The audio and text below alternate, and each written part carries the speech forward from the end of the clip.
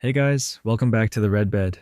Today I've lined up over 3 hours of real-life Reddit stories for you to chill with, whether you're falling asleep, relaxing, or just want something playing in the background. And while you listen, I'll be sharing some chill, hardcore gameplay I got today, where I finished terraforming a cliff, removed my entire base because, not gonna lie, I didn't like it, and also begin a new base design that I hopefully won't break down this time. Also, I'm trying to post these videos daily, so if you're enjoying them, consider dropping a sub. But anyways, kick back, relax, and enjoy. This first story is about a police officer who tried to stop someone from bringing their service dog into court, only to have the judge turn the whole situation around in the most satisfying way. By the time I was 27, I had already gone through more than 80 surgeries. Chronic illness had been the background noise of my entire life.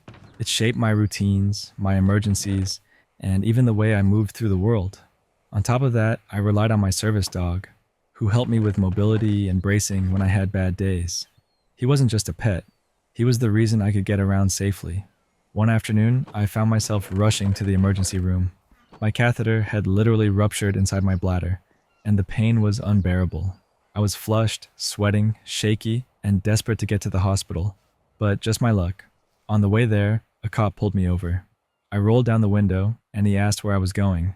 I told him straight, I'm heading to the ER. I'm having complications from surgery. I was visibly sick, but he didn't care. He said I was speeding, and instead of letting me go, he made me sit there while he ran my plate, checked my license, and wrote me a ticket. The entire time I sat there begging him to let me leave, he just ignored me. Needless to say, I wasn't about to just pay that ticket. I pled not guilty and opted for a court date. When the day came, I headed to the courthouse with my service dog.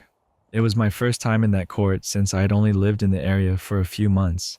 I walked up to the metal detector, already struggling with my mobility, leaning into my dog for support. The officer running security, the same kind of cop as the one who pulled me over, smug and dismissive, immediately told me my dog couldn't go through with me. I explained that he needed to stay by my side. He wasn't a pet. He was tasking, bracing my legs, keeping me from collapsing. The officer rolled his eyes but let us through the detector. It didn't beep, nothing happened, and I thought that was it. But then he blocked me again. He said my dog wouldn't be allowed in the courthouse. My dog wasn't barking, wasn't disruptive, wasn't doing anything wrong. He was just standing close, making sure I didn't fall. I calmly explained that he was a service dog and had full access under the law. The officer didn't budge. Instead, he made me wait there for 10 minutes, standing on sore legs, while he went upstairs to check with the court. When he came back, he looked annoyed but waved me through. I figured that was the end of it. But then came the best part. My dog and I found a seat in the back of the courtroom. He curled up on my feet quietly, barely noticeable to anyone else. A few minutes later, the very same officer walked in and introduced the judge. The judge entered and cases began. Eventually, the judge called my name. As I stood up, my service dog shifted with me and stepped out into the aisle so I'd have room. The judge spotted him and asked, surprised, "Is that a dog?" I nodded and explained he was my service dog. I saw the officer's face light up, like he thought he finally caught me breaking some rule. He was practically smirking, waiting for the judge to shut me down. But that's not what happened. The judge's face broke into a smile. "Would you be able to walk toward the front?" he asked. "I'd just like to see him. I love when dogs come here. It always makes my day better." I nearly laughed out loud watching that officer's smirk disappear. My dog and I walked to the front, and the judge looked him over kindly.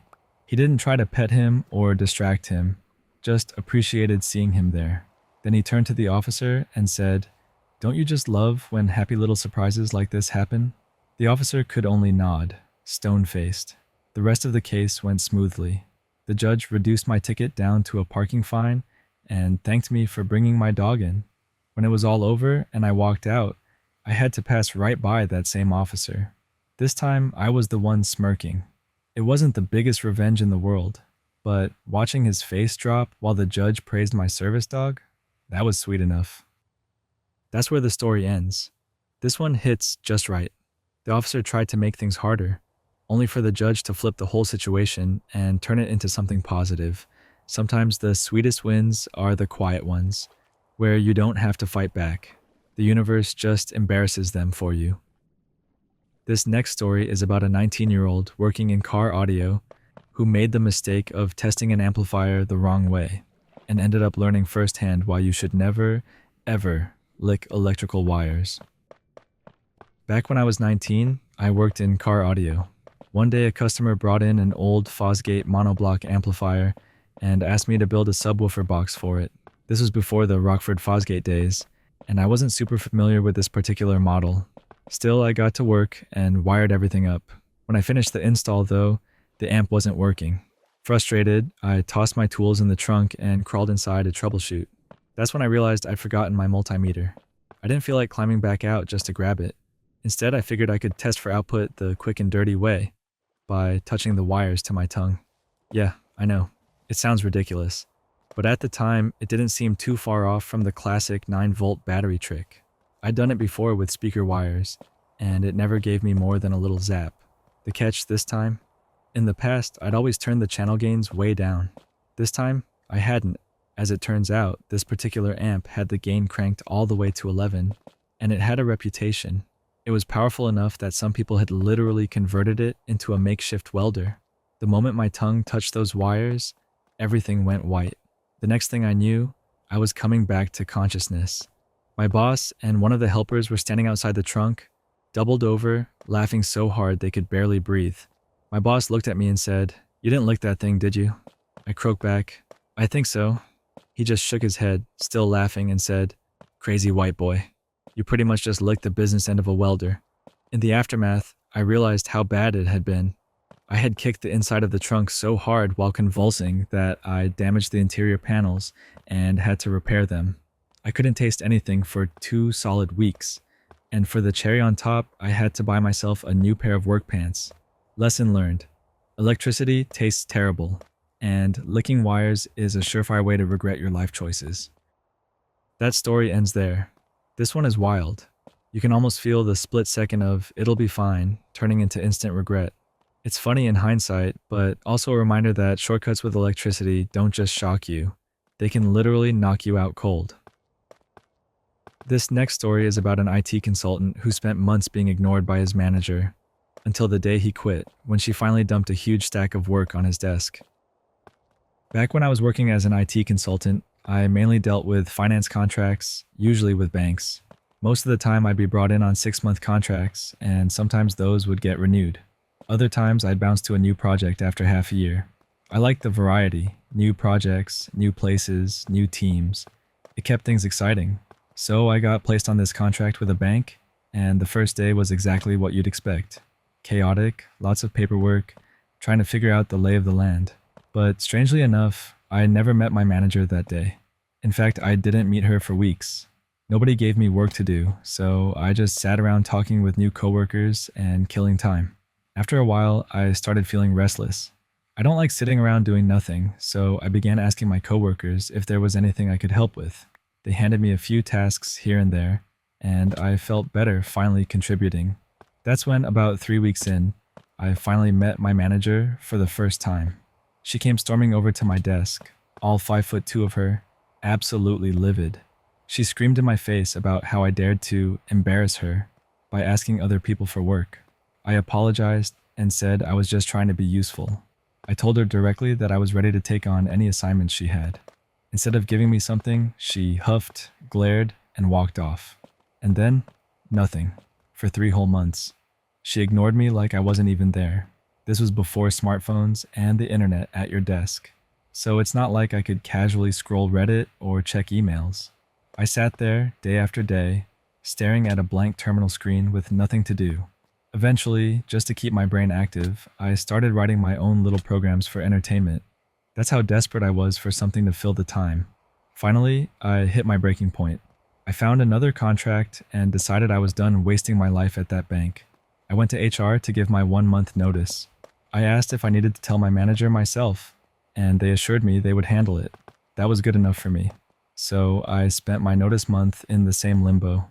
Ignored, no assignments, just biding my time until my last day. And then it finally came. My final day. I had a brand new job lined up, starting the very next morning. By mid-afternoon, I figured, why stick around? Nobody cared whether I was there or not, So I started packing up to leave around 3 o'clock. And wouldn't you know it, at 2:45, she suddenly appeared at my desk. Out of nowhere, she slapped down a giant stack of files, actual printed folders, heavy enough to make a loud thump on my desk. She barked at me to read through them and have something ready by tomorrow. That's when it hit me.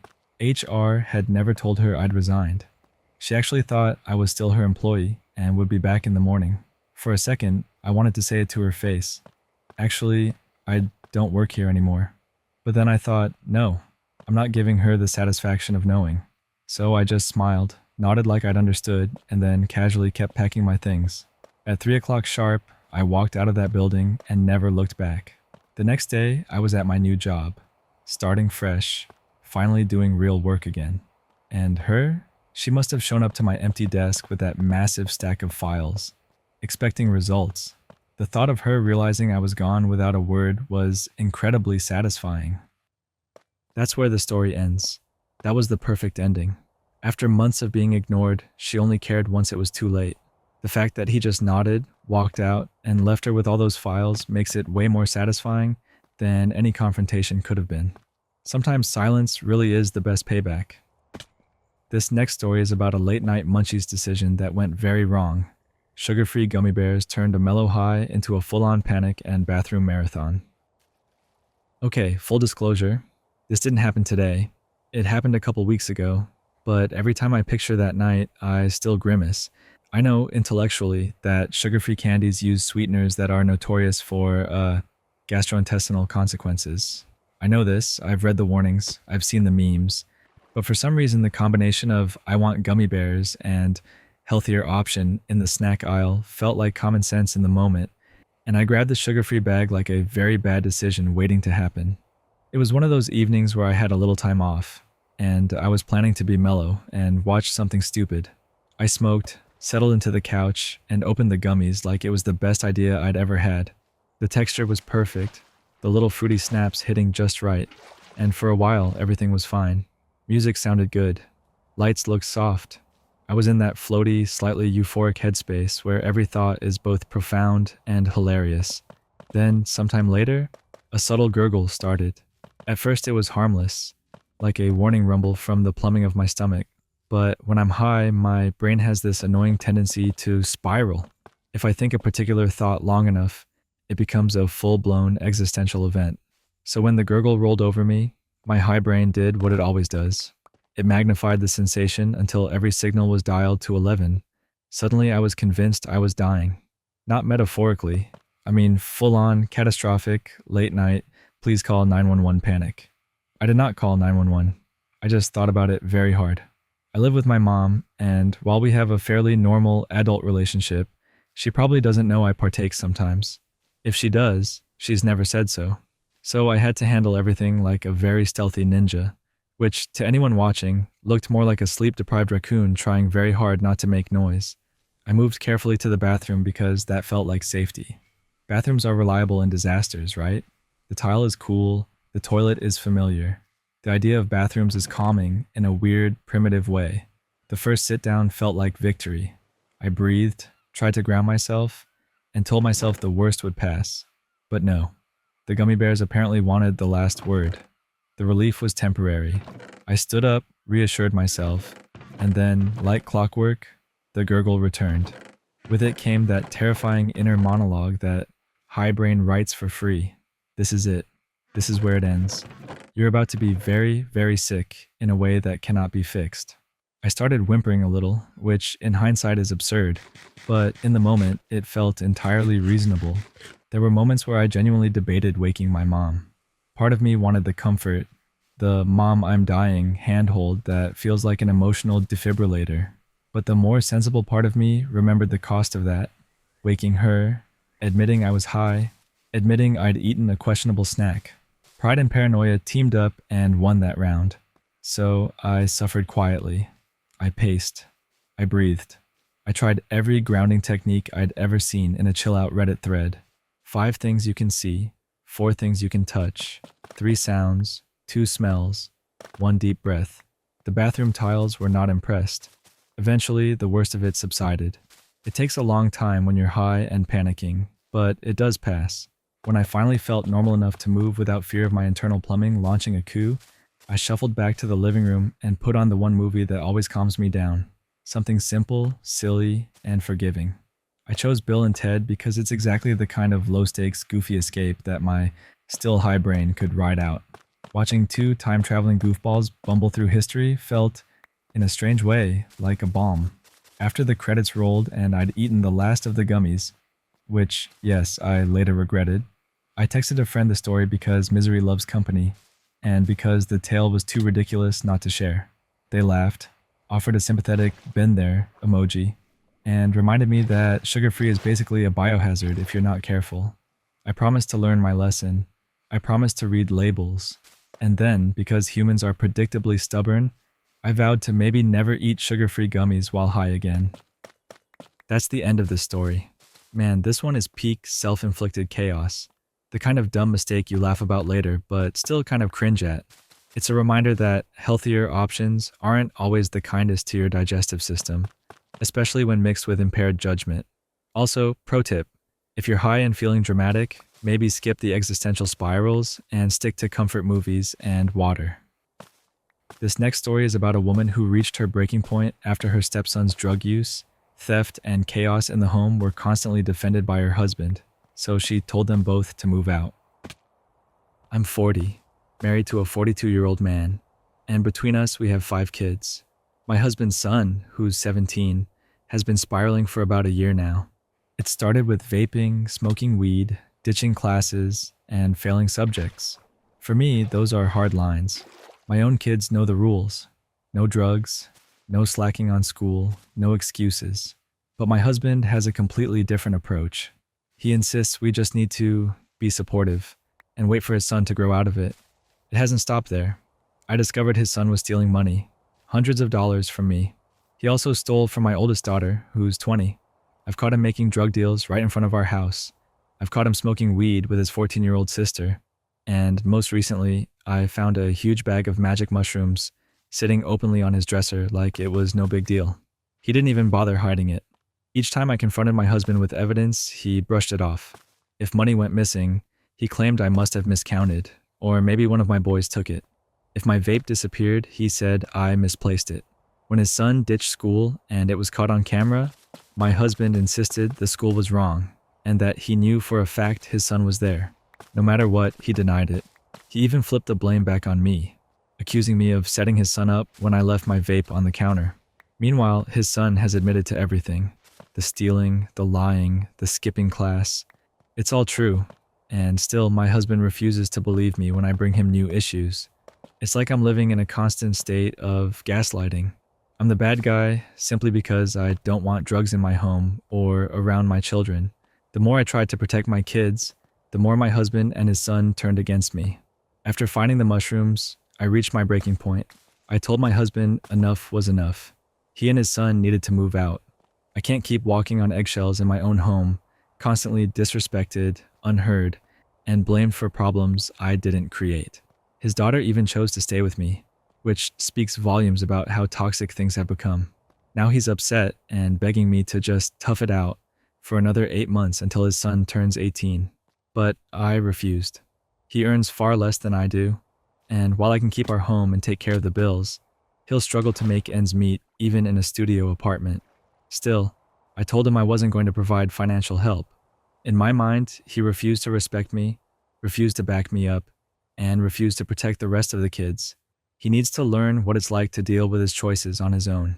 The plan, according to him, is that he'll come back after his son graduates and moves back in with his mother. But now I'm not so sure I even want him to return. I wanted a partner, not someone who would side against me over and over again. So, here I am, wondering, am I wrong for kicking my husband and his son out? Or was this the only way left to protect myself and the rest of my kids? That's the end of this story. This is one of those situations where you can feel how completely drained she is. It's not just about the stepson. It's about the husband refusing to stand beside her while the house fell apart. 8 months might sound short, but living like that even for a week would be exhausting. Sometimes the hardest line to draw is the one that finally gives you peace. This next story is about a kid who just wanted a quick shower after swim practice, but ended up in trouble with his dad thanks to another classmate hogging the communal shower. Back when I was in elementary school, I was taking swimming lessons. After practice, there were a few communal showers set up near the pool. They weren't the kind of showers where you bring in your shampoo and scrub down for half an hour. They were the quick rinse-off kind. Everyone understood that. You'd step in, wash the chlorine off, and head home. One day after practice, I was waiting my turn when this girl from my class got there before me. No big deal, I thought. She'll take a quick rinse, and then I'll be next. Except that's not what happened. She launched into what I can only describe as a full spa session. She had long hair, and instead of just rinsing it, she started doing this long, drawn-out shampoo routine. First the lather, which took ages. Then conditioner, then some sort of cream, then more rinsing. She just kept going. Meanwhile, I'm standing there dripping wet, watching everyone else finish up and head home. I kept glancing across the pool at the other showers, but every time I looked, they were full. The pool was huge, and I didn't feel like running all the way around just to check if one might be open. This particular shower was meant for rinse and go. Everyone knew that, but she was acting like she was in her own private bathroom, doing scalp massages and beauty rituals like she was shooting a commercial. I could feel myself getting more frustrated with every passing minute. I was cold, tired, and all I wanted was my warm post-swim rinse. It always made me feel like practice was complete. Finally, I asked her, "Are you gonna finish soon?" She looked at me, completely unbothered, and said, do you see how much hair I have? I'm a girl. We have to wash our hair." That answer did nothing to calm me down. If anything, it made me want to scream. But instead, I just gave up. I stomped away, angry and unsatisfied, still covered in chlorine. And of course, right as I'm walking away in a cloud of frustration, I ran straight into my dad. It was like something out of a movie. He looked at me and snapped, "Where the hell were you?" I was trying to shower, but this girl, I started to explain. He cut me off. "Really? Just don't shower. Shower at home. You've been taking forever. What the hell?" So not only did I miss out on my shower, but now I was getting yelled at for something that wasn't even my fault. I just stood there, took it, and then went to the changing room to get dressed. I felt like I had completely lost that day. In my head, though, I was fuming. I wasn't the one taking forever. She was. She was the one standing there acting like the communal shower was her personal salon. She had zero awareness of anyone around her, and the worst part was she didn't even care. She was operating at her own pace, and the rest of us could just deal with it. I wanted some kind of cosmic justice for it. Something small but fair, like her parents making her do extra homework that night or giving her one less treat at dinner. Anything that balanced out how selfishly she'd used that shower. Even now, thinking back, I can't help but shake my head. All I wanted was 5 minutes under warm water before heading home. Instead, I walked out angry, got yelled at, and carried around this grudge against a 5th grader's hair care routine. That story ends there. That was both funny and frustrating at the same time. It's one of those moments where, as a kid, you feel totally wronged, but no one else really gets it. Honestly, the way he still remembers it shows how big a deal those little routines feel when you're young. And yeah, getting blamed on top of it just made the whole thing sting even more. This next story is about someone who accidentally got assigned Nintendo's old game support hotline as their home phone number, leading to endless calls from kids, and some petty revenge before the phone company finally fixed it. Years ago, I moved into a house in Redmond, Washington. If you know the area, you know it's home to some tech giants. Microsoft was just a few blocks away, and so was Nintendo of America. It seemed like a pretty normal move at the time, but it came with one bizarre surprise. What I didn't realize until I hooked up my phone was that, a few months before I moved in, Nintendo had canceled their local support number. They had switched to an 800 number for their customer service hotline and given up the old local line. The problem was the phone company didn't retire that number. They reassigned it. And guess who ended up with it as their brand new residential number? Me. From the moment I plugged in my phone, it started ringing. And ringing. And ringing. All hours of the day and night, kids from across the US and Canada were dialing what they thought was Nintendo's game support line. Instead, they got me. At first I tried to solve it the straightforward way. I called the phone company and explained what was happening. Their response? They told me they could change my number, but only for a hefty fee. And even then, there was no guarantee the new number wouldn't also be an old business line. I had just moved, money was tight, and the thought of paying for their mistake didn't sit well with me. So I decided to lean into it. If I had to deal with the endless calls, I might as well get a little revenge. The next time a kid called, I demanded their credit card. I told them to go into their mom's purse and pull one out. I never wrote any numbers down. That wasn't the point. I just wanted to see what would happen. Sometimes the kids would actually start reading off numbers before their parents caught on. That's when the parents would pick up, furious, and start screaming at me. And instead of apologizing, I screamed right back. I'd thank them for the new TV. I'd complain that their card was maxed out. I'd say whatever popped into my head that I thought might make the situation even more ridiculous. Looking back now, I'll admit some of the things I said weren't appropriate 30 years ago, and they're even less appropriate today. I'm not proud of it, but at the time I was young, frustrated, and figured if I made enough of a nuisance of myself, eventually someone would fix the problem. Sure enough, one day the phone rang, and it wasn't a kid or a furious parent. It was the local phone company. They told me, very politely, that they'd be updating my number at no cost. Apparently, more than a few parents had called Nintendo demanding I be fired for my behavior. That's when Nintendo realized the old number had been reassigned, and the phone company finally admitted their mistake. Not long after, I had a new number that had never been used before. No more middle-of-the-night calls from kids begging for cheat codes. No more angry parents. The only late-night calls after that came from friends who'd had a few too many drinks. And honestly, that was a massive improvement. That story wraps up here. This one is hilarious because it shows how one small oversight by a phone company spiraled into chaos. You can almost picture kids across North America calling for help with Mario or Zelda, and instead getting a sarcastic stranger demanding their mom's credit card. It's a mix of petty and funny that feels straight out of a sitcom. This next story is about a homeowner dealing with neighbors who constantly crowd her driveway, get angry when she parks on the street, and even resort to yelling insults when she tries to talk it out. I bought my house a little over a year ago. It's on a one-way street where all the parking is on my side. Out of the houses on the block, only 3 of us have driveways, including me. My 2 neighbors across the street, one directly across and the other next door to them, also use the street parking a lot. The one directly across even has their own driveway, but they still end up parking in front of my house. Honestly, that part doesn't bother me. It's public parking. What does bother me is that they get upset if I park on the street, even though I only do it occasionally. Usually it's when I have guests over and don't want to play musical cars in my driveway, or when I'm not sure which car we're taking to go out. They act like I'm breaking some unspoken rule, but as far as I know, I have every right to use the street like anyone else. The bigger issue, though, is how often they park on top of my driveway.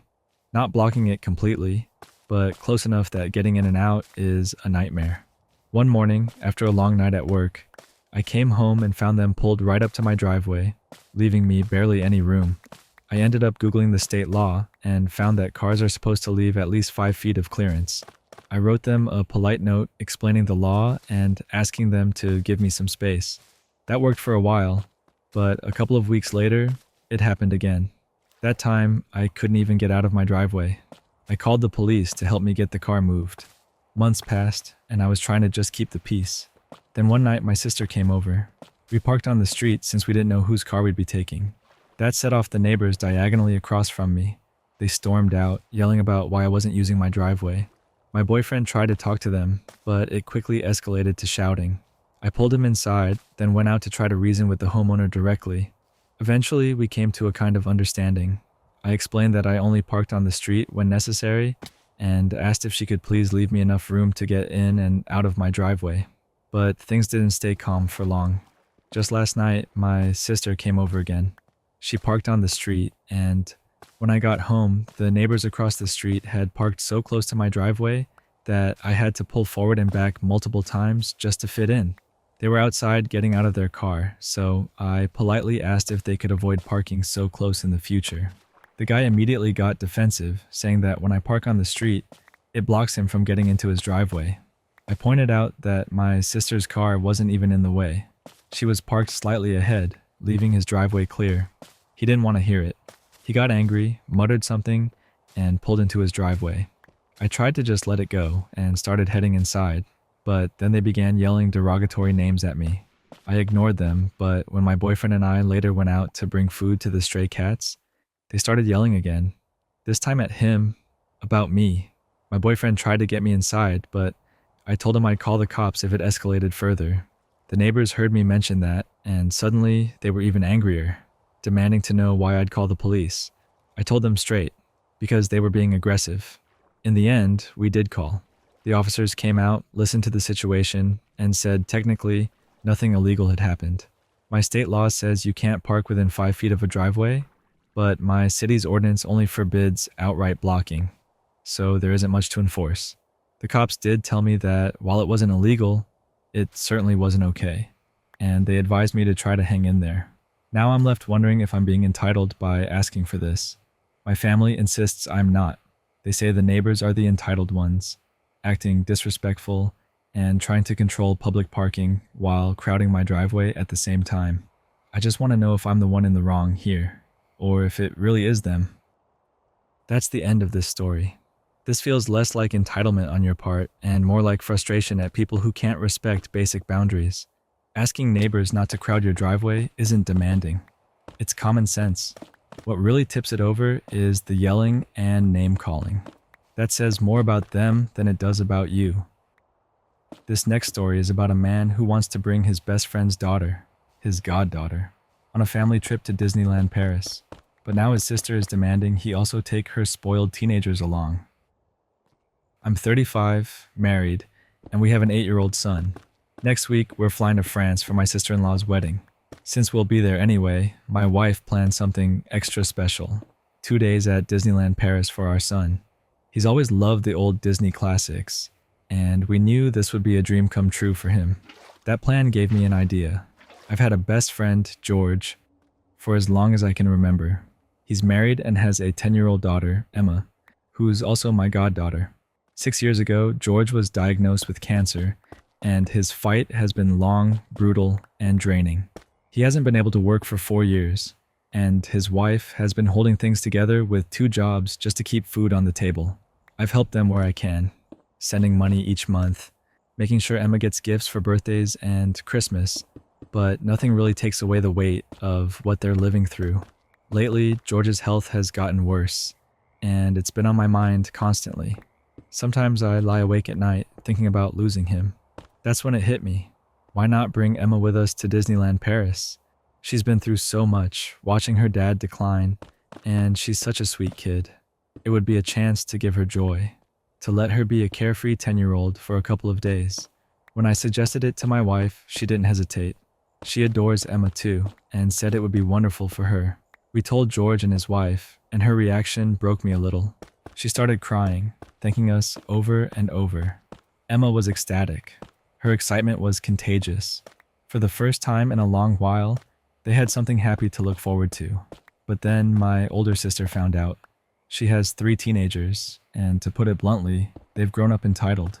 She and her husband make far more money than we do, yet they've raised their kids to expect everything handed to them. They're demanding, spoiled, and frankly exhausting to be around. When my sister heard we were taking Emma, she called me up and demanded I take her kids too. She said they were actual family and deserved the trip more. She never offered a dime to cover the cost. Her tone was pure entitlement, as if she thought she could bully me into paying for 3 extra kids just because she decided it was fair. I told her flat out, Emma is my goddaughter, and this trip is for her. Even if I were a millionaire, I wouldn't be taking her spoiled brats anywhere for a week. That's when she went crying to the rest of the family. Now everyone's piling on me, saying I'm playing favorites and excluding my own nieces and nephews. But the reality is, my sister and her husband could easily afford to take their kids anywhere they want. They're not struggling, they're just cheap. Meanwhile, George and his family are drowning. Emma has lived through more stress and grief in 10 years than most people face in a lifetime. This isn't about being fair. It's about doing something kind for a child who desperately deserves a little joy. Yet somehow I'm being painted as the villain. That's where this story ends. This feels like one of those moments where kindness gets twisted by people who can't stand not being included. There's nothing wrong with wanting to do something special for Emma, and the fact that your sister tried to hijack it just proves her priorities. Sometimes the right choice is also the unpopular one, and that doesn't make it wrong. This next story is about a man who divorced his wife after she cheated on him, only to eventually marry the daughter of the man she had the affair with. Now his ex is calling it crazy and accusing him of setting a bad example for their daughter. I'm 35, and I've been married to my second wife for about a year now. Things between us are honestly great, but lately my ex-wife, Hannah, has been making noise about how crazy it is that I married Sophie, the daughter of the man she had an affair with, and it's left me second-guessing myself. To rewind a bit, Hannah and I met in college. We got married soon after graduating, and not long after, we had a daughter. For the first few years, I thought everything was fine. Sure, we argued sometimes, but I figured that was just part of being new parents. I was busy working and handling most of the childcare, and I trusted her completely. When she said she was working late, I believed her. She made more money than me, and I assumed she was doing it for us. Looking back, the red flags were there. She was always talking about her boss. I'd met him a few times. He was married, and his wife had cancer. In my mind, that meant there was no way he'd cheat. Turns out, I was wrong. I actually found out through his daughter, Sophie, my now wife. One day, she was waiting outside my building when I got home with my daughter. She had proof, screenshots, pictures, messages where both Hannah and her dad said terrible things about us. I confronted Hannah, and she didn't even deny it. That same night, she walked out. She didn't say a word about our daughter, just left to start her new life with him. Within a few months, Hannah and her affair partner moved away. After the divorce, I barely heard from her, except for the rare times I chased her for child support, which she almost never paid. Suddenly, I was a single dad, working long hours, scrambling to keep everything together. That's where Sophie came in. She was in college at the time, but living at home to help her mom through cancer treatments. She offered to babysit my daughter, and honestly, she was a lifesaver. My daughter took to her quickly, and Sophie became a steady, positive presence in both of our lives. Her mom was wonderful too, supportive, kind, and always willing to help. They treated my daughter like family. For years, Sophie and I were just friends. The thought of more never crossed my mind. But after she graduated, her family surprised her with a trip to one of her favorite cities. I chipped in some money too, figuring she'd invite a college friend. Instead, she invited me. That trip changed everything. By the time we came back, we weren't just friends anymore. We were a couple. 6 months later, I proposed. I know that sounds fast, but by then I'd known Sophie for years, and her mom's health was worsening. She wanted to see her daughter get married while she still could. Sophie didn't invite her father to the wedding, and her family supported that choice. Her grandfather walked her down the aisle. As for Hannah, I hadn't heard from her in years, so I didn't bother telling her. The wedding went beautifully. It wasn't until our honeymoon that things blew up. We had decided to go phone-free for 2 weeks, only reachable if something happened with my daughter or Sophie's mom. While we were away, Hannah and her affair partner found out about the marriage. They started going door to door, stirring up drama.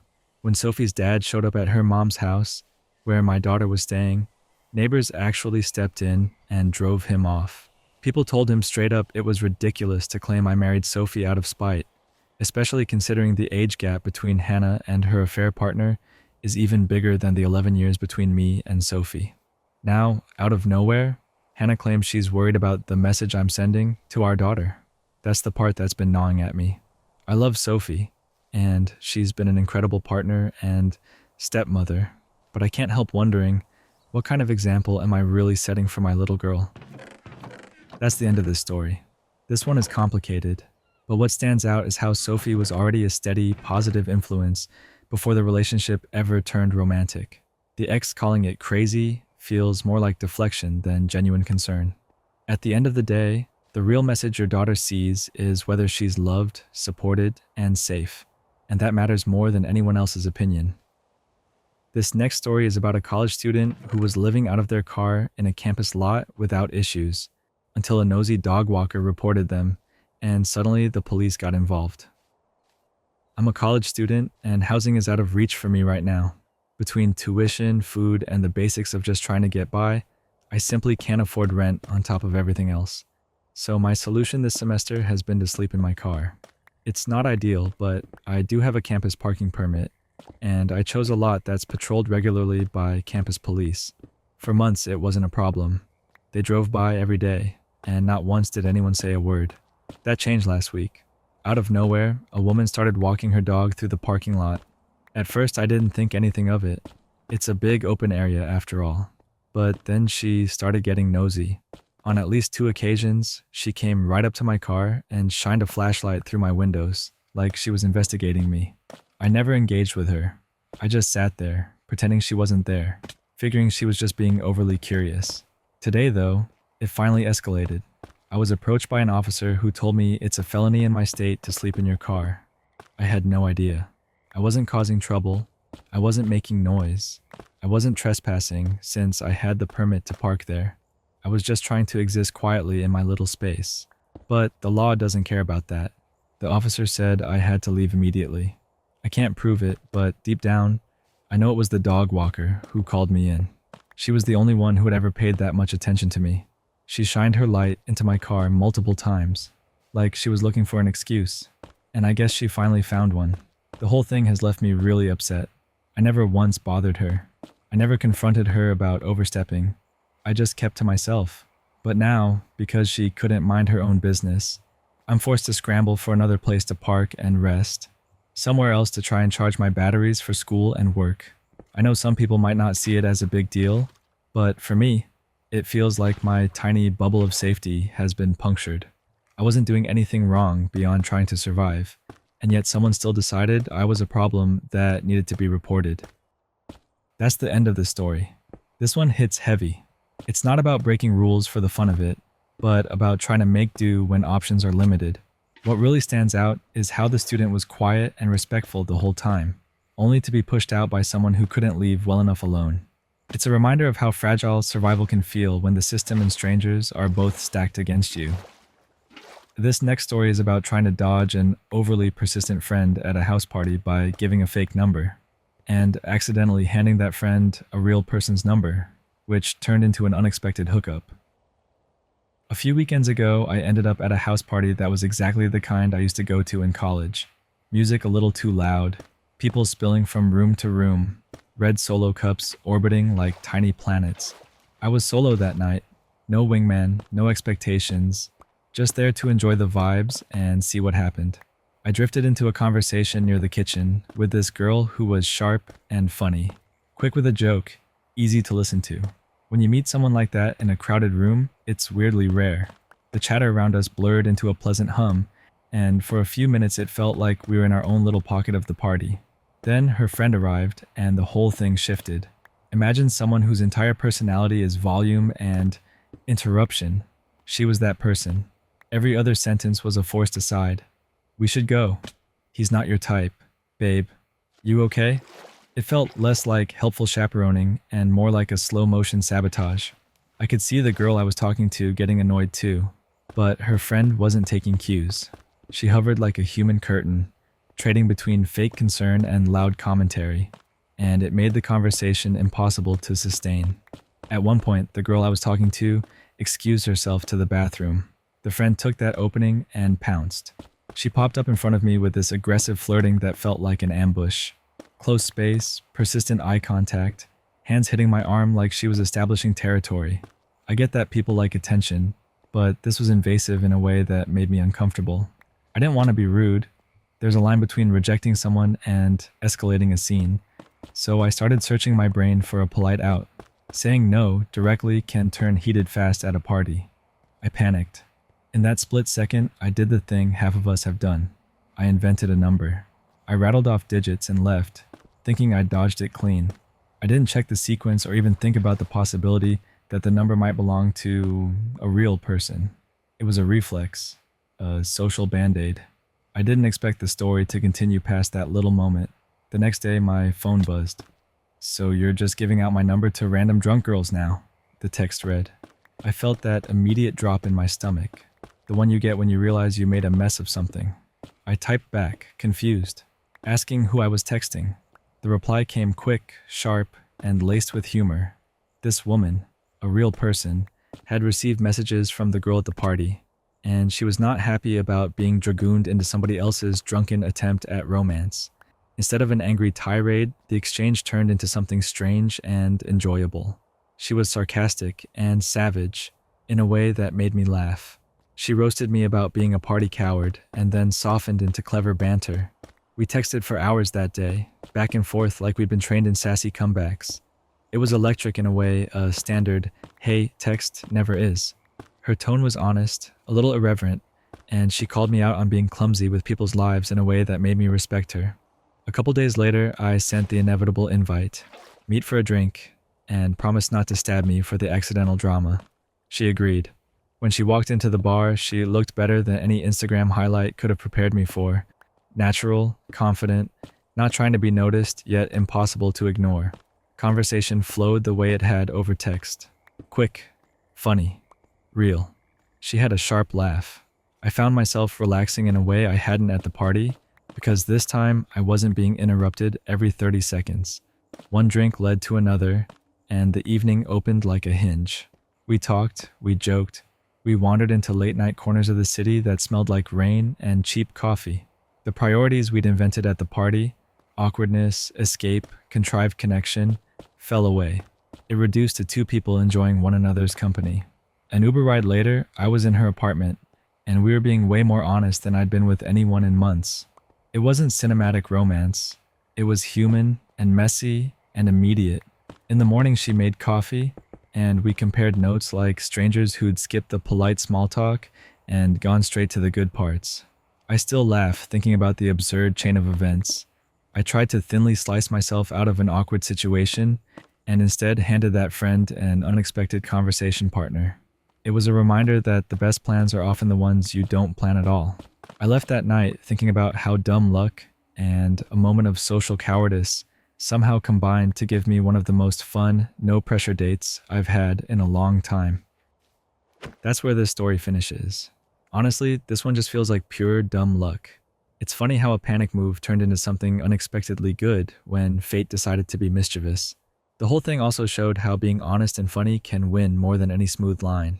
I'd say the takeaway is, don't be afraid to make mistakes. Sometimes they lead to something way better than the plan. This next story is about a hotel worker dealing with a guest who refuses to accept her reservation mistake and even tries to hand over her phone so the worker can argue with customer service AI for her. I've been working at a new hotel for a little while now. It's owned by the same company as my old one, just about 40 minutes away in the city where I live. The setup is about the same, except there's one big difference. Instead of being able to slip into the office during my shift, I have to sit right at the front desk the entire time. That means I'm on the whole shift, whether I feel like it or not. Normally, that wouldn't be the end of the world, but today was rough from the start. It's that time of the month, I've got a cold, and I was running 5 minutes late because my car was out of gas. On top of that, I didn't have clean clothes that matched. So I threw on a shirt I accidentally took from another hotel I worked at for literally one day. The only food I packed was a single Pop-Tart. To put it simply, I would have much rather been at home curled up with a good book or zoning out to a movie, instead of sitting under bright lights at the desk. The morning at this hotel had already been chaotic. Apparently, 2 guests on our do not rent list showed up earlier. When they were told they couldn't eat breakfast, they destroyed some of the Halloween decorations, then went outside and started throwing rocks at the building, breaking a window. When the police arrived, it turned out one of them had a gun. I silently thanked my luck that I wasn't working that shift. Honestly, if that had happened on mine, I probably would have just walked out. So when my evening shift began, I tried to focus on my midterm project that was due at midnight. I hadn't even started it yet, but I had my laptop open, cough drop in my mouth, and was trying to zone in. That's when I met Karen. I didn't notice her right away because she was shorter and the desk setup meant she was hidden behind my computer screen. I looked up when she started talking. She said she had a reservation. I asked for the name. She gave me Karen James. I searched but didn't see it. Before I could even finish saying that, she cut me off and told me it would be under Don James. Still, nothing came up. I asked if there was another name it could be under. She flatly said no. So I asked if maybe she had booked at the other hotel with the almost identical name on the other side of town. That mistake happens a lot. She pulled out her phone and shoved it at me, telling me to look at her confirmation. I glanced at it, and it was in fact the right address. But then I noticed the problem. The date. The reservation was for the 29th, not today, the 22nd. It said it right there in bold print. I explained that sometimes third-party apps default to booking a week out, and that it looked like that's what happened here. She insisted she made it for today. She demanded I fix it. I told her I couldn't change anything since it was booked through a third party, but she could call their customer service. She argued again, showing me a totally different reservation for a completely different hotel that had already ended that morning. I had to point that out too. Finally, she half reluctantly agreed to call customer service. I gave her the number, secretly hoping she'd go sit somewhere else to make the call. No such luck. She stood right there at my desk. When the AI system answered, she groaned loudly. Ugh, they have one of those AI things. She tried shouting at it slowly, like the AI would somehow understand her frustration better that way. Instead of just giving keywords like anyone tech-savvy would, she launched into the entire story, loud enough to make my headache worse. The AI asked for her confirmation number, and she immediately said she didn't know it. She turned to me for help. I pulled it up on the computer and read it off. She still managed to say the last digit wrong, which confused the AI, and it started reading instructions on how to find a confirmation number. That's when she decided to shove her phone into my hands and told me to do it. Now, under normal circumstances, if the guest had been kind and patient, I might have taken over just to be helpful. But I wasn't feeling well. She hadn't been pleasant from the start, and I wasn't about to fight with a robot voice on her behalf. I read the confirmation number once into the phone, got interrupted by the AI, and then handed the phone back. She gave up and hung up the call. Then she asked if we had anything available. I almost laughed, because at no point had I said we were full. I told her we had plenty of rooms. She asked if she'd have to pay for it. I explained yes, she would, since I couldn't alter her original third-party booking. She got upset again, saying we'd already taken her money. I had to tell her that when you book it through a third-party site, you pay them, and they pay us. We hadn't seen a dime from her yet. Her final response was that she'd figure it out and come back. Then she walked out the door. That was an hour ago, and I still have over 5 hours left on this shift. With my luck, she'll show back up right when my food delivery arrives. That's the end of this story. I feel like anyone who's worked customer service knows this exact type of guest. It's that mix of stubborn confidence and total refusal to read what's right in front of them.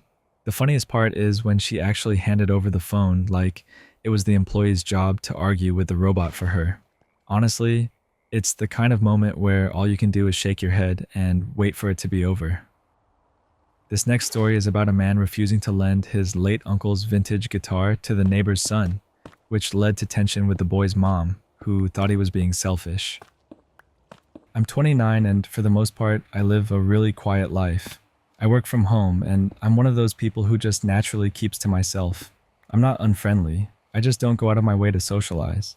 Most of the interactions I have with my neighbors are small things. Holding the door for someone, exchanging a quick nod, or giving a wave in the hallway. In my building, the family that lives above me has an 11-year-old boy I'll call Max. He's always been polite in the few times we've passed each other. He's energetic, curious about everything, and he kind of has that wide-eyed way of looking at the world. Honestly, he seems like a good kid, but I also know that at his age, he's not exactly careful. He's the type of kid who bounces around, forgets where he left things, or puts something down without realizing it might break. That's not a criticism. It's just the way most 11-year-olds are. Anyway, one afternoon, I had just gotten back from the grocery store. I had a few bags looped on each arm, and by the time I got inside my apartment, I was already tired. I opened up my closet to tuck some things away, and the corner of my guitar case happened to be sticking out a little bit. Right at that moment, Max came walking past my open door. The second he saw the guitar case, his whole face lit up. He grinned like he had just discovered buried treasure. He immediately told me that he could play. It was one of those moments where I wasn't sure if he meant he had actually played before, or if he just meant he wanted to learn. Either way, he was clearly excited. I chuckled a little and told him gently that it wasn't really a toy. I figured that would be enough. But instead, he immediately asked me if he could borrow it. He said, just for a week. I want to learn how to play. Now, here's where things got complicated for me. That guitar isn't just any old instrument. It's vintage, yes, but more importantly, it's sentimental. It once belonged to my uncle, who passed away. He was the one who taught me how to play when I was a teenager. Some of my best memories from that time of my life are sitting with him. Both of us strumming along, him teaching me chords and laughing when I messed up. He was patient, kind, and he's the reason I ever picked up music at all. So even though I don't play as much anymore, that guitar means a lot. It's like a piece of him I still get to keep. Every time I open that case, I feel like I'm back in those moments again. That connection is something I wouldn't trade for anything. And because of that, I wasn't about to just hand it over to an 11-year-old, even a sweet one. I told Max no. I didn't make it harsh.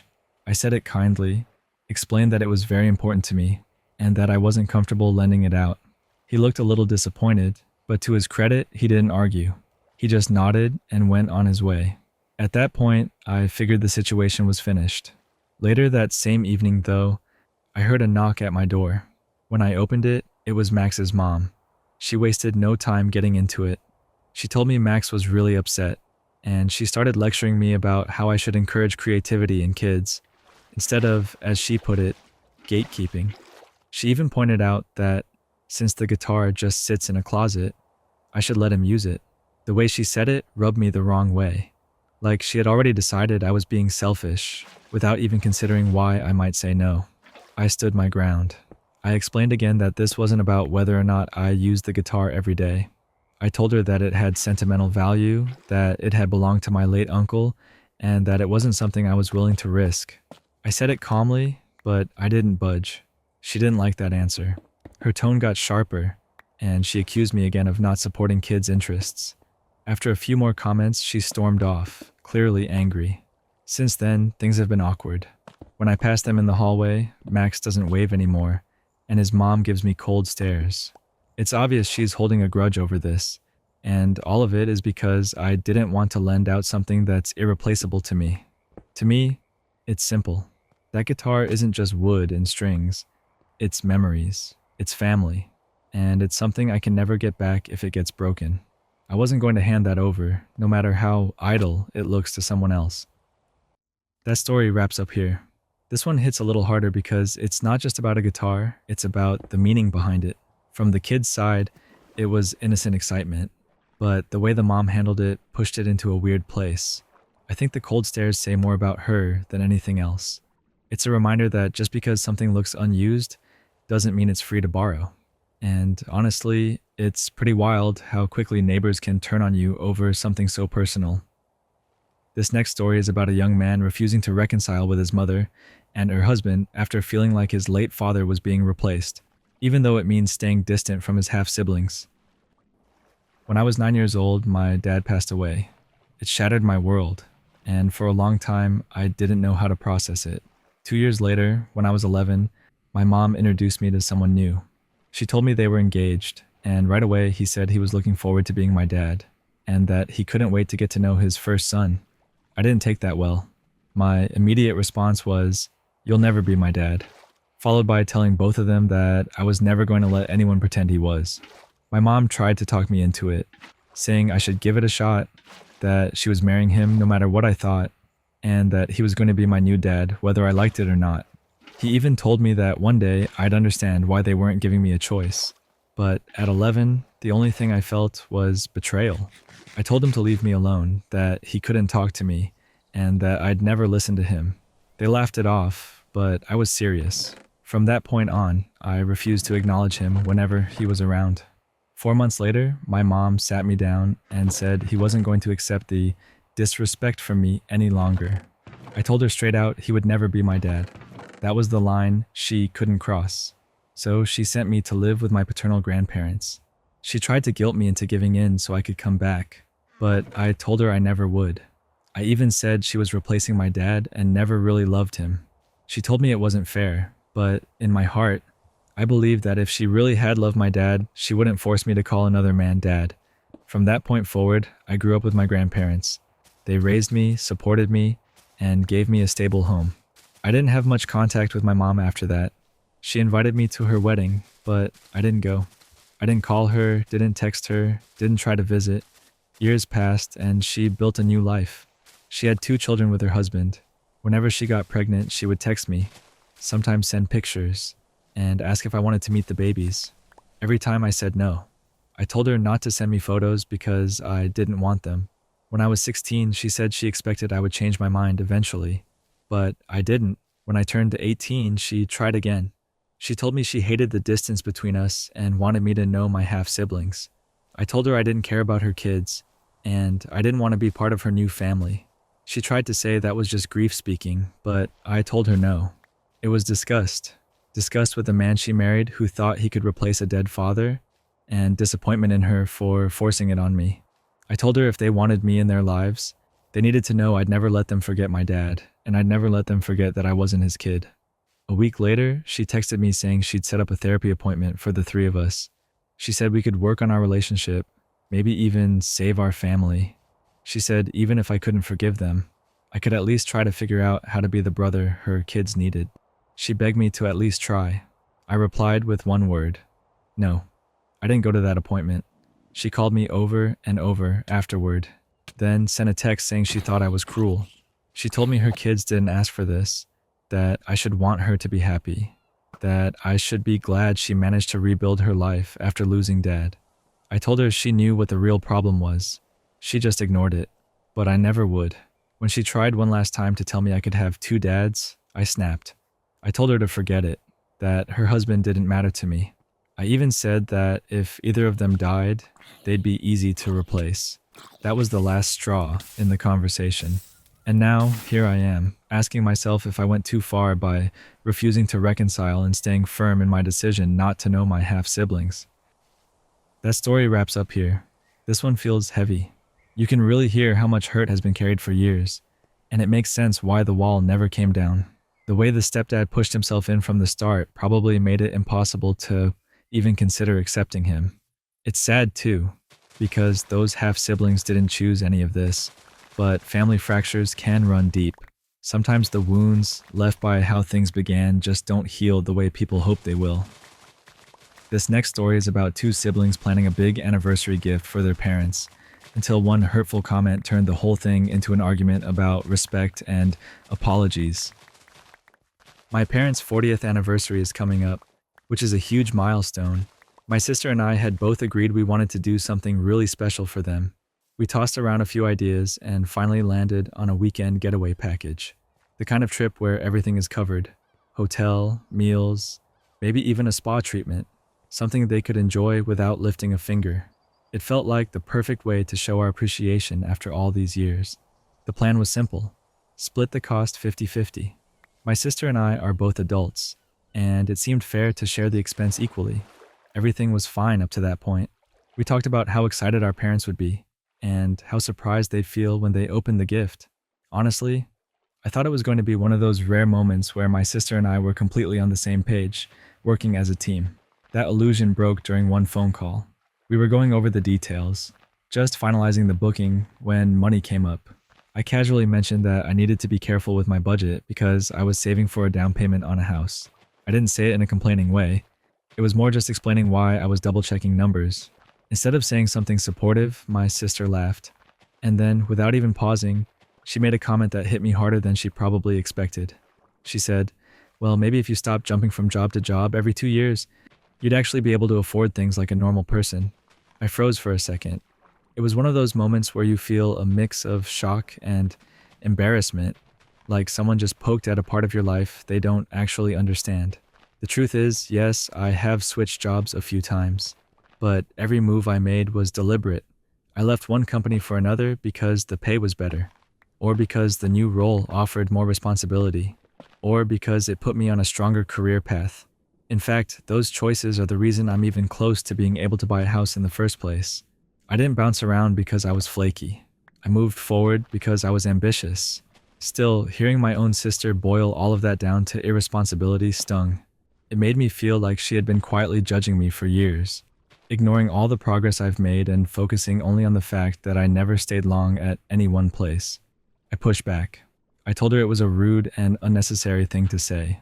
I didn't deserve to be insulted like that, especially when we were just trying to do something nice for our parents. But instead of apologizing or even softening her tone, she brushed it off. She literally said, "Oh, don't be so sensitive. You know it's true." That dismissal hurt almost more than the comment itself. It told me she didn't care how her words landed. To her, it was just a joke, and I was the problem for not laughing along. That's when something in me snapped a little. I told her if she couldn't at least acknowledge she'd crossed a line, I wasn't going to send her my half of the money for the gift.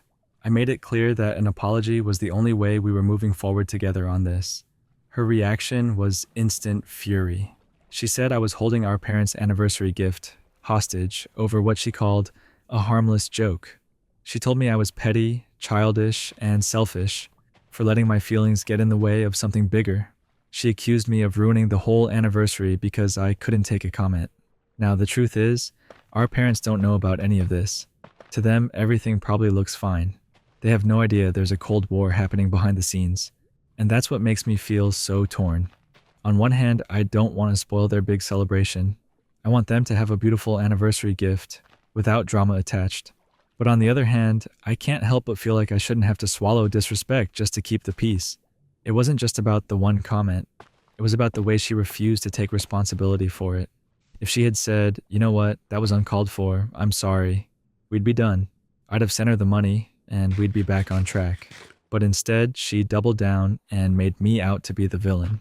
And that leaves me in this awkward position. Do I stand my ground and risk the gift falling apart? Or do I cave, hand over the money, and let her think it's okay to throw insults and then hide behind the excuse of just joking? That's the heart of the conflict. It's not about the gift anymore. It's about whether I should be expected to let disrespect slide for the sake of keeping family traditions smooth. That's where this story ends. This one has that quiet sting to it. It's wild how one offhand comment can completely derail something that was supposed to be positive. You can tell the sibling meant it as more than a joke, and brushing it off only made it worse. The tricky part is how the parents are caught in the middle without even knowing it. It leaves you wondering whether the gift will even matter if the tension behind it keeps building. This next story is about a teenager leaving their backpack on the bathroom floor, only for their mom to blow up over it and accuse them of being careless and disrespectful. That morning started off pretty normally. I had just finished breakfast and still had a few minutes before I needed to leave for school. Instead of just grabbing my stuff and heading out, I decided to duck into the bathroom. I figured I'd use the toilet, touch up my hair, and quickly brush and floss my teeth before leaving. For some reason, I brought my backpack with me, even though there wasn't anything in it I needed in the bathroom. I guess I just had it in my hand and carried it in without thinking. Partway through, my mom needed to get something from the bathroom. Since she needed in, I stepped out to give her space, but I left my backpack sitting on the bathroom floor. I didn't think anything of it. The floor didn't look dirty, and it was only going to sit there for a minute or two. The moment my mom noticed, though, she got furious. She raised her voice right away and demanded to know why I left my backpack on the bathroom floor. I asked her why she was so upset, and she snapped back that the bathroom floor is filthy, covered in hair, germs, and bacteria. I tried to explain that there weren't any stains on my backpack, that it didn't look dirty, and that I didn't understand why she was blowing up over it. She shot back that it wasn't about what I could see. She said the problem was the bacteria I couldn't see. Before I could respond, she grabbed my backpack and carried it to her room. Then she started looking through it like she expected to find something hidden inside. My best guess is that she thought I'd smuggled in makeup, since I'm only allowed minimal makeup for school. Just mascara, some eyeshadow, and filling in my eyebrows. When she opened it up, though, she only found my binders and regular school stuff. Nothing else. I reached for my backpack and started heading downstairs, thinking the whole thing was over. But she stopped me and launched into a full lecture. She said things like, "I'm the one downstairs getting all sweaty, cleaning your backpack, making sure you have a clean bag for school." And then she went on about germs. She said, "If you can't see the bacteria on the floor, then what's the point in buying hand soap? If you can't see the bacteria on your hands, then why do you keep bothering me about it?" She said that because we'd actually run out of hand soap about a week ago, and she hadn't replaced it yet, and I'd been reminding her. She kept raising her voice, louder and louder, until I was on the verge of tears. And then finally, I couldn't hold it in anymore, and I started crying. The whole situation just felt overwhelming. It seemed like such a small thing to me, and yet she was yelling so much about it. But when she noticed me crying, she told me flatly that there was no reason to cry. That only made me feel worse. I didn't understand how such a tiny mistake, just setting my backpack down for a moment, turned into this huge explosion. Afterward, I was left wondering if maybe I was being too sensitive. Was I wrong for leaving my backpack there? Did she really have a reason to get that angry? Or was it just a small mistake blown completely out of proportion? That's the end of this story.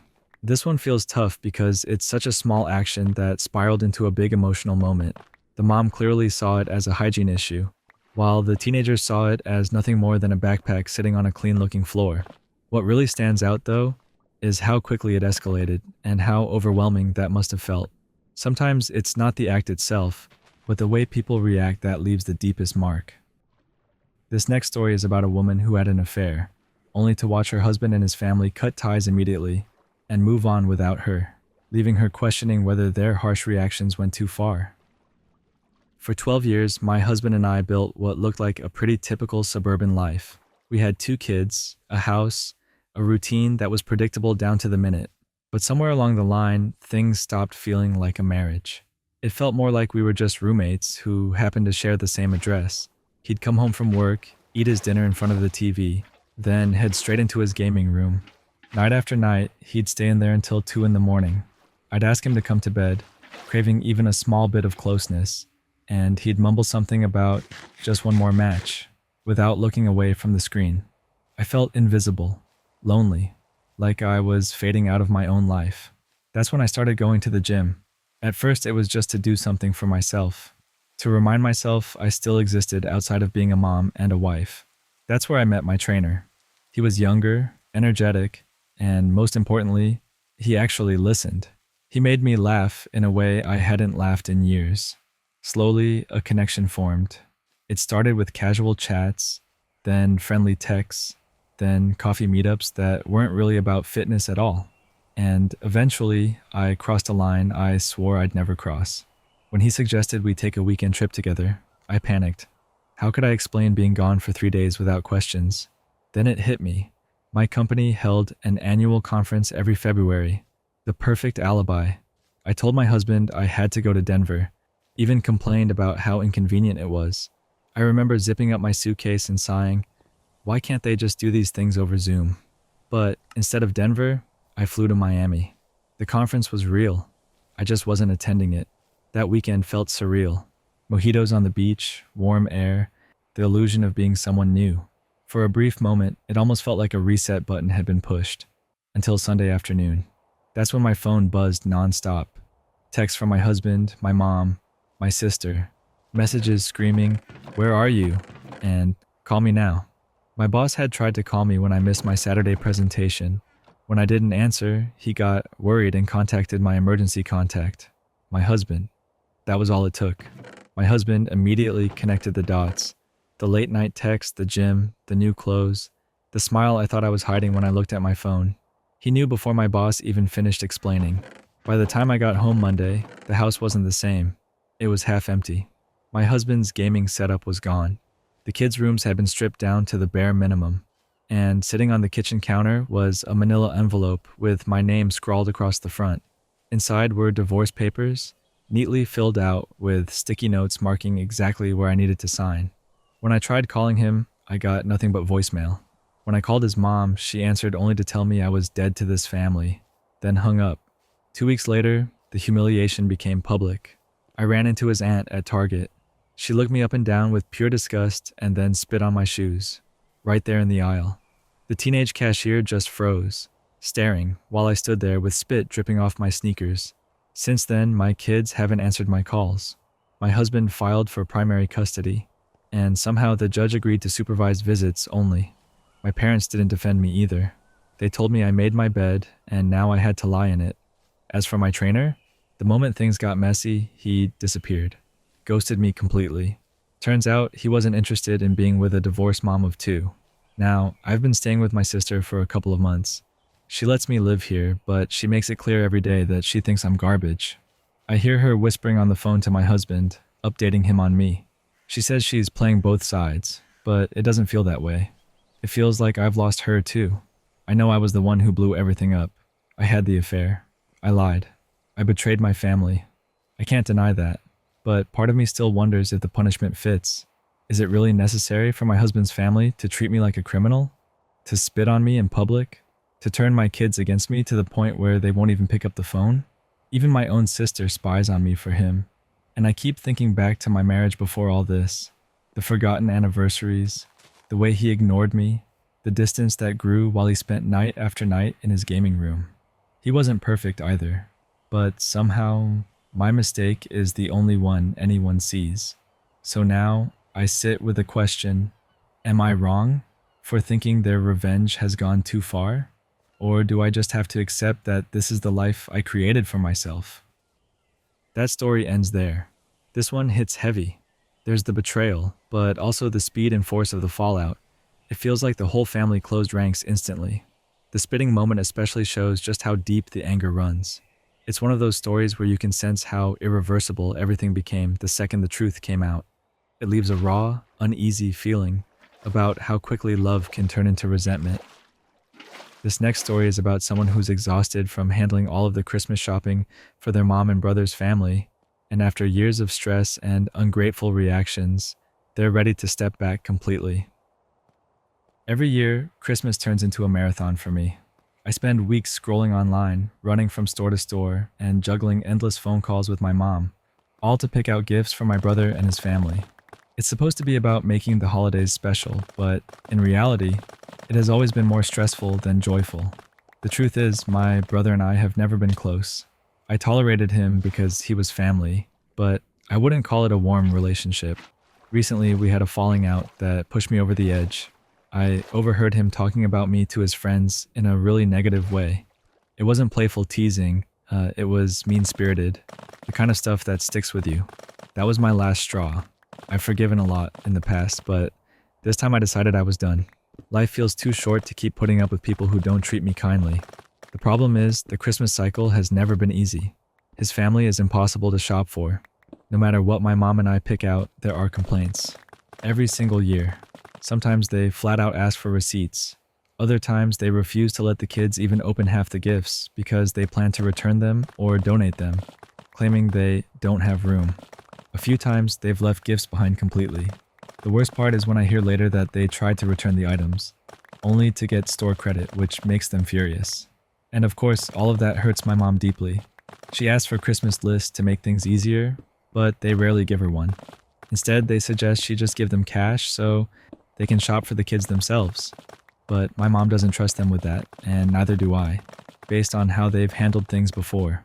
On top of dealing with their ungratefulness, the process with my mom is exhausting in its own right. Shopping with her can be a nightmare of wasted time.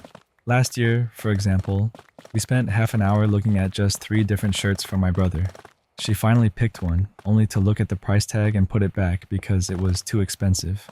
30 minutes, just gone, for nothing. That's not an isolated incident either. She does that constantly, and when it comes to online shopping, she absolutely refuses to do it herself. I end up doing every bit of it. Sometimes she'll tell me exactly what to order, then change her mind and blame me for getting the wrong thing, even though it was exactly what she asked for. Guess who has to box everything back up and deal with the returns? Me. Always me. The truth is, I'm just done. I'm done playing courier, done being the punching bag for my brother's complaints, and done absorbing the stress that comes with all of it. I love my mom, but I don't want to keep putting myself through this cycle just because she can't manage it on her own. If she wants to give gifts, she can figure out online shopping for herself. If she doesn't want to deal with it, then maybe she can scale back or rethink how she handles Christmas. At this point, the idea of stepping away completely feels like relief. No more frantic errands. No more wasted hours standing in front of 3 shirts. No more hearing secondhand about how my brother's family didn't like what they got. If I bow out, I don't have to carry that weight anymore. And honestly, that sounds like the best gift I could give myself. That's where this story finishes. This one has such a drained energy to it. It's clear the stress isn't just about shopping. It's about years of feeling unappreciated and taken advantage of. The falling out with the brother was just the breaking point. Walking away from that cycle doesn't sound selfish at all. It sounds like someone finally drawing a line for their own sanity. This next story is about a retail worker in the 90s whose sarcastic supervisor told him to call the fire department about unsafe aisles. So he actually did, and the whole store got shut down right before Christmas. Back in the early 1990s, when I was between jobs, I worked in a big department store, the kind of place that doesn't even exist anymore, but back then it was a massive 3-level building filled wall-to-wall with merchandise.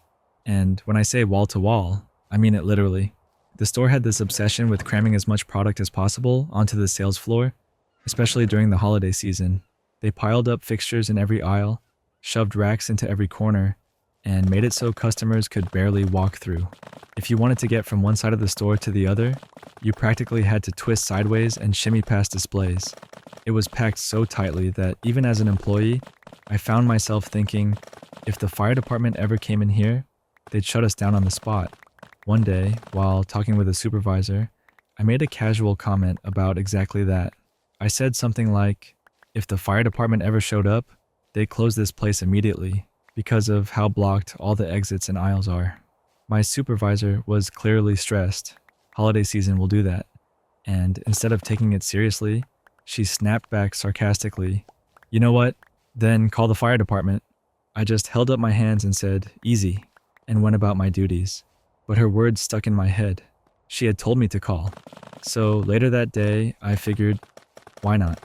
On my way home, I stopped by a local government building that housed a bunch of different agencies. I went up to the receptionist, explained the situation, and she pointed me toward a wall phone. She told me to ask the operator to connect me to the fire department's non-emergency line. I dialed, got patched through, and to my surprise, the fire chief himself answered. I explained how overcrowded the store was, and even mentioned that my supervisor had sarcastically told me to call. The chief chuckled, thanked me for the heads up, and said they'd check it out. I was off the next day, but when I came back to work, everyone was buzzing with the story. Apparently, the fire chief had shown up in person, and he didn't come alone. A whole crew of firefighters arrived to do a full inspection. They walked the aisles, looked at the blocked exits, and then went straight to the store manager. The chief told him flat out that egress was blocked and that a ton of fixtures needed to be removed. The manager, standing firm with corporate orders in his back pocket, said, "I can't. Corporate says the fixtures stay." The chief didn't even flinch. He just said, "Well, I'll win this argument." The manager kept pushing back, but finally the chief turned to his crew and said, "All right, boys, close them down." And that's exactly what they did. The entire store, 3 full levels, was evacuated. Entrances were locked. And this was in December, right in the middle of the Christmas shopping season. Not a weekend, but still one of the busiest times of the year. The store manager protested, but then the sheriff's department rolled in to back up the fire department. Customers were out on the sidewalk, and employees were scrambling. For the next 5.5 hours, the fire chief, the store manager, and employees had to rearrange the entire store, clearing aisles and making sure every exit was accessible. Corporate was livid. The store manager didn't lose his job, surprisingly, but he definitely got chewed out for the mess. As for my supervisor, she never said a word to me about it afterward. Honestly, I don't think she even remembered that she'd told me to call. The funniest part came about a week later. I was working with both the supervisor and the store manager when she asked why we couldn't set something up a certain way. Without missing a beat, the store manager just said, "The fire department won't allow that." That was it. End of conversation. I stayed at that store for a few more weeks before moving on to another job. That one almost got me killed in a workplace shooting, but that's a whole different story. That's where this story ends. This one feels straight out of a comedy movie. The way a sarcastic throwaway comment ended up shutting down an entire department store in the middle of December is just wild. It's also a reminder of how fast things can escalate when safety codes get ignored. What makes it even funnier is how calm the fire chief was. Like, he knew exactly how it was going to play out the second he walked in. This next story is about a chef working a charity gala who refused to make a guest a custom dish, only for the woman to lash out and even threaten to ruin the chef's career over it. I've been working in kitchens for over a decade, and at this point, cooking isn't just what I do, it's who I am. My full-time job is at a restaurant, but I also get hired for bigger events like weddings, galas, and fundraisers. These events aren't anything like restaurant service. There's a huge difference. At a restaurant, you've got a menu with multiple choices and the flexibility to make adjustments. But at these big events, everything is locked in weeks ahead of time.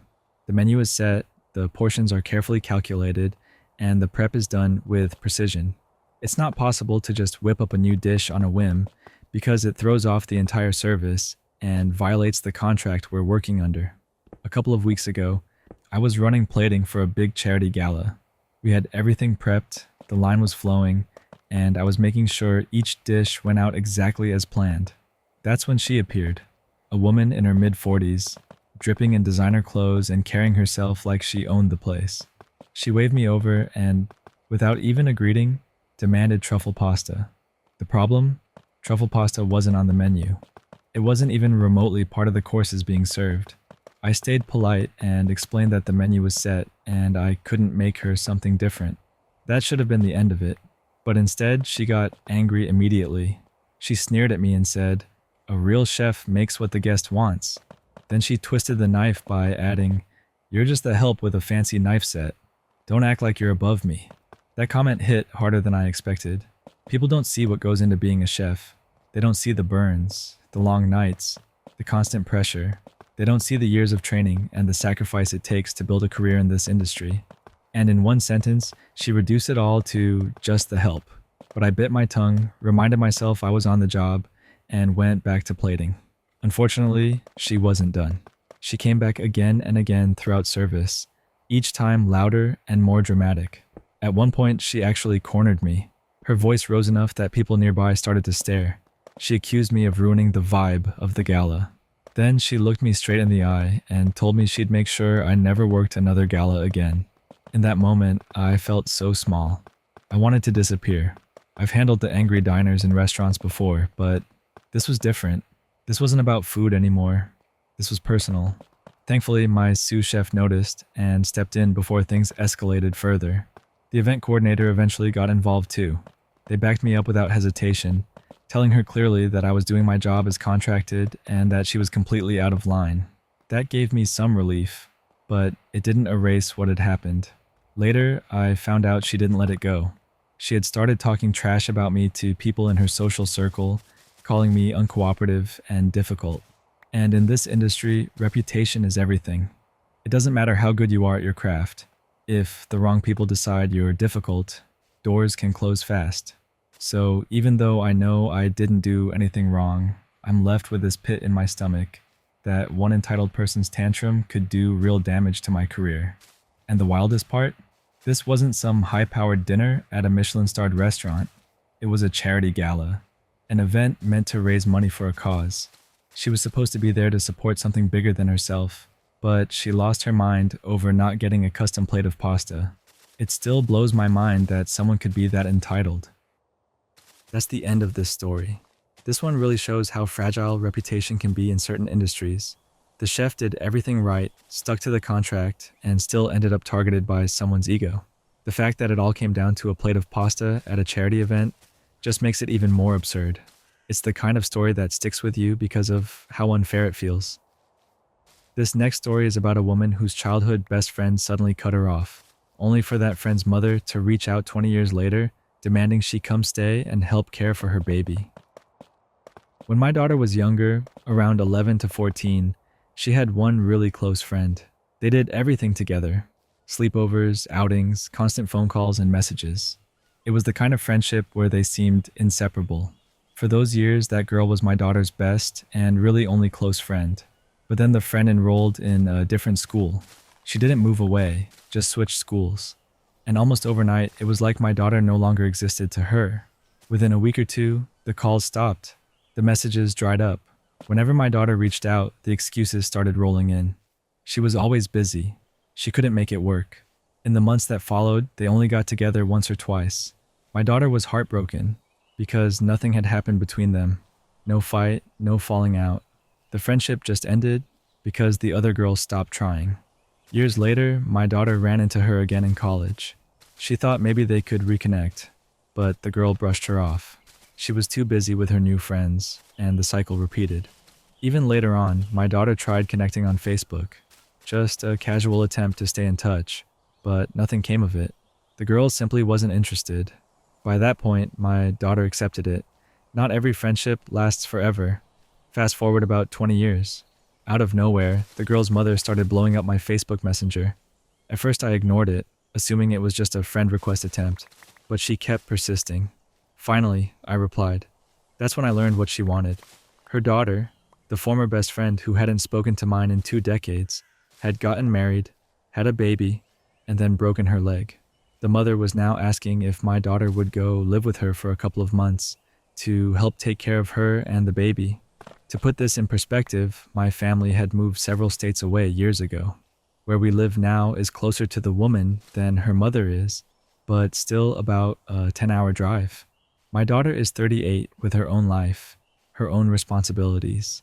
And yet, somehow, this mother thought it was reasonable to demand that my daughter, who hadn't been part of her child's life since middle school, should drop everything and become a live-in helper. Naturally, my daughter said no. She was polite about it, but firm. She told the woman she couldn't abandon her own life and move out of state for months. She reminded her that they hadn't been friends for 20 years. She even suggested that the woman ask one of her daughter's sisters instead, people who were actually family, but the mom wouldn't let it go. She kept messaging, insisting, and trying to guilt my daughter into agreeing. When my daughter didn't budge, the mother turned her focus on me, urgently messaging me to convince my daughter. At that point, I told my daughter to just block her. I blocked her too. There was no reasoning with someone who thought that kind of request was fair. Even now, I can't wrap my head around it. Why on earth would they expect my daughter, who they cast aside decades ago, to step in when it was convenient for them? Where were all those friends who were more important back in middle school? Where were her sisters? It still baffles me that they thought my daughter owed them anything at all. That story wraps up here. This one really shows how entitled people can be when they're desperate. It's wild that after 20 years of no contact, the first reach out wasn't to reconnect, but to demand months of unpaid childcare.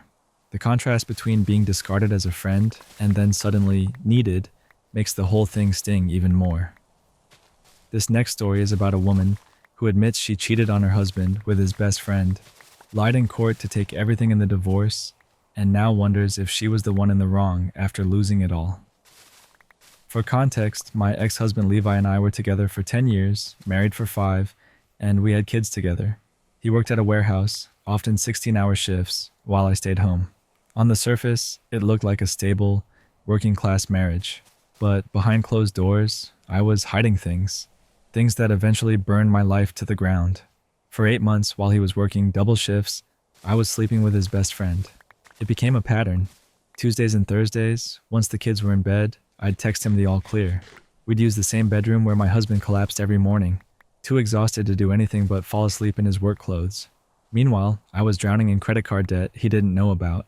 7 hidden cards, almost $40,000 in purchases, luxury bags, clothes, Botox, weekend getaways I disguised as trips with my sister, Instagram moments I deleted once they'd served their purpose. I had convinced myself it was worth it, that I was building the life I wanted. My mother actually encouraged the affair. She told me my husband was a loser, that his best friend had more ambition, more drive. My dad, a retired cop, went along with it too, quietly backing me up. They fed the story that I deserved better. The breaking point was when I got pregnant, and I knew the baby wasn't my husband's. We hadn't been intimate in months. My mother pushed me toward divorce and coached me on how to make sure I'd get everything. Say he was abusive, she told me. No one will believe a warehouse worker over a stay-at-home mom with supportive parents. My father, with his police connections, made sure my report was taken seriously, and it worked. I got the house, the kids, child support, and alimony. My husband was left with supervised visits and a ruined reputation. For a while, it seemed like I had won. His best friend played the part of the noble supporter, stepping in for me and the kids. We let people see us together, and everyone thought it was romantic. The loyal friend who stood by us. For 2 years, I lived the life I thought I wanted. My new partner's startup took off, and suddenly we were in a bigger house, with private schools, designer clothes, new cars. Meanwhile, my ex faded into the background, working quietly in obscurity. But he wasn't fading. He was rebuilding. He went back to school, studied coding, earned a computer science degree, and launched his own business. Within 5 years, he sold it for 8 figures. With that money came the kind of lawyers who dig deep. And they did. They unearthed hotel receipts from when I was supposedly with my sister. They recovered text messages I thought were gone forever. They pulled neighbors' security footage showing his best friend's car parked at our house over and over again. And then came the worst blow. My ex recorded me bragging to my mother about how well our plan had worked. He caught her calling him a pathetic loser. He caught my dad joking about his police buddies helping cover for us. In court, everything collapsed. The abuse allegations were thrown out. The judge reversed custody, granting my ex full control. I was ordered to pay back the child support and alimony I'd gotten under false pretenses. My parents were investigated for conspiracy. His best friend's investors pulled out once they heard the scandal. The startup folded. My new marriage crumbled with it. My parents called me a failure. My sisters cut me off. I lost everything. Now I live in a studio apartment, working retail. My wages are garnished. My ex is thriving. A wealthy CEO with full custody of our kids, vacations to Europe, and a partner who is a surgeon. When I see him, he won't even look at me. He sends assistants for exchanges. To him, I'm not even a person anymore. I'm the defendant. Meanwhile, my kids barely acknowledge me. They run to him with smiles and excitement, while I stand on the sidelines. Looking back, I know what I did. I traded loyalty and love for greed and lies. I believed my toxic parents instead of the man who broke his back trying to support us. And in the end, I lost not just him, but everything. That's where this story ends. This one is brutal because it shows how choices driven by greed and manipulation can backfire completely. At first it seemed like she had everything she wanted, but the lies eventually caught up. It's striking to see the complete reversal. The man once dismissed as a loser became successful, while she was left with nothing. It's a heavy reminder of how fast everything can collapse when built on betrayal.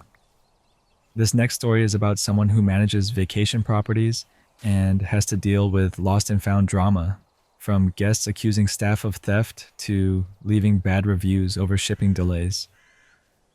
I don't work a traditional hotel front desk job, but what I do is pretty close. I oversee multiple vacation properties in a resort town, and on top of all my normal responsibilities, I somehow ended up in charge of every single lost and found case that comes through. And lately, it feels like every other guest is losing something, and somehow, it always becomes my problem. In just the past few weeks, I've had 3 major cases. The first was an iPad.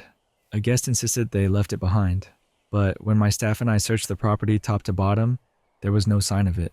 The guest sent me threats, screenshots, even location pings from the Find My app. The kicker? The app showed the iPad 2 doors down, at a completely different property. I explained, calmly, that I can't just waltz into someone else's house and start searching.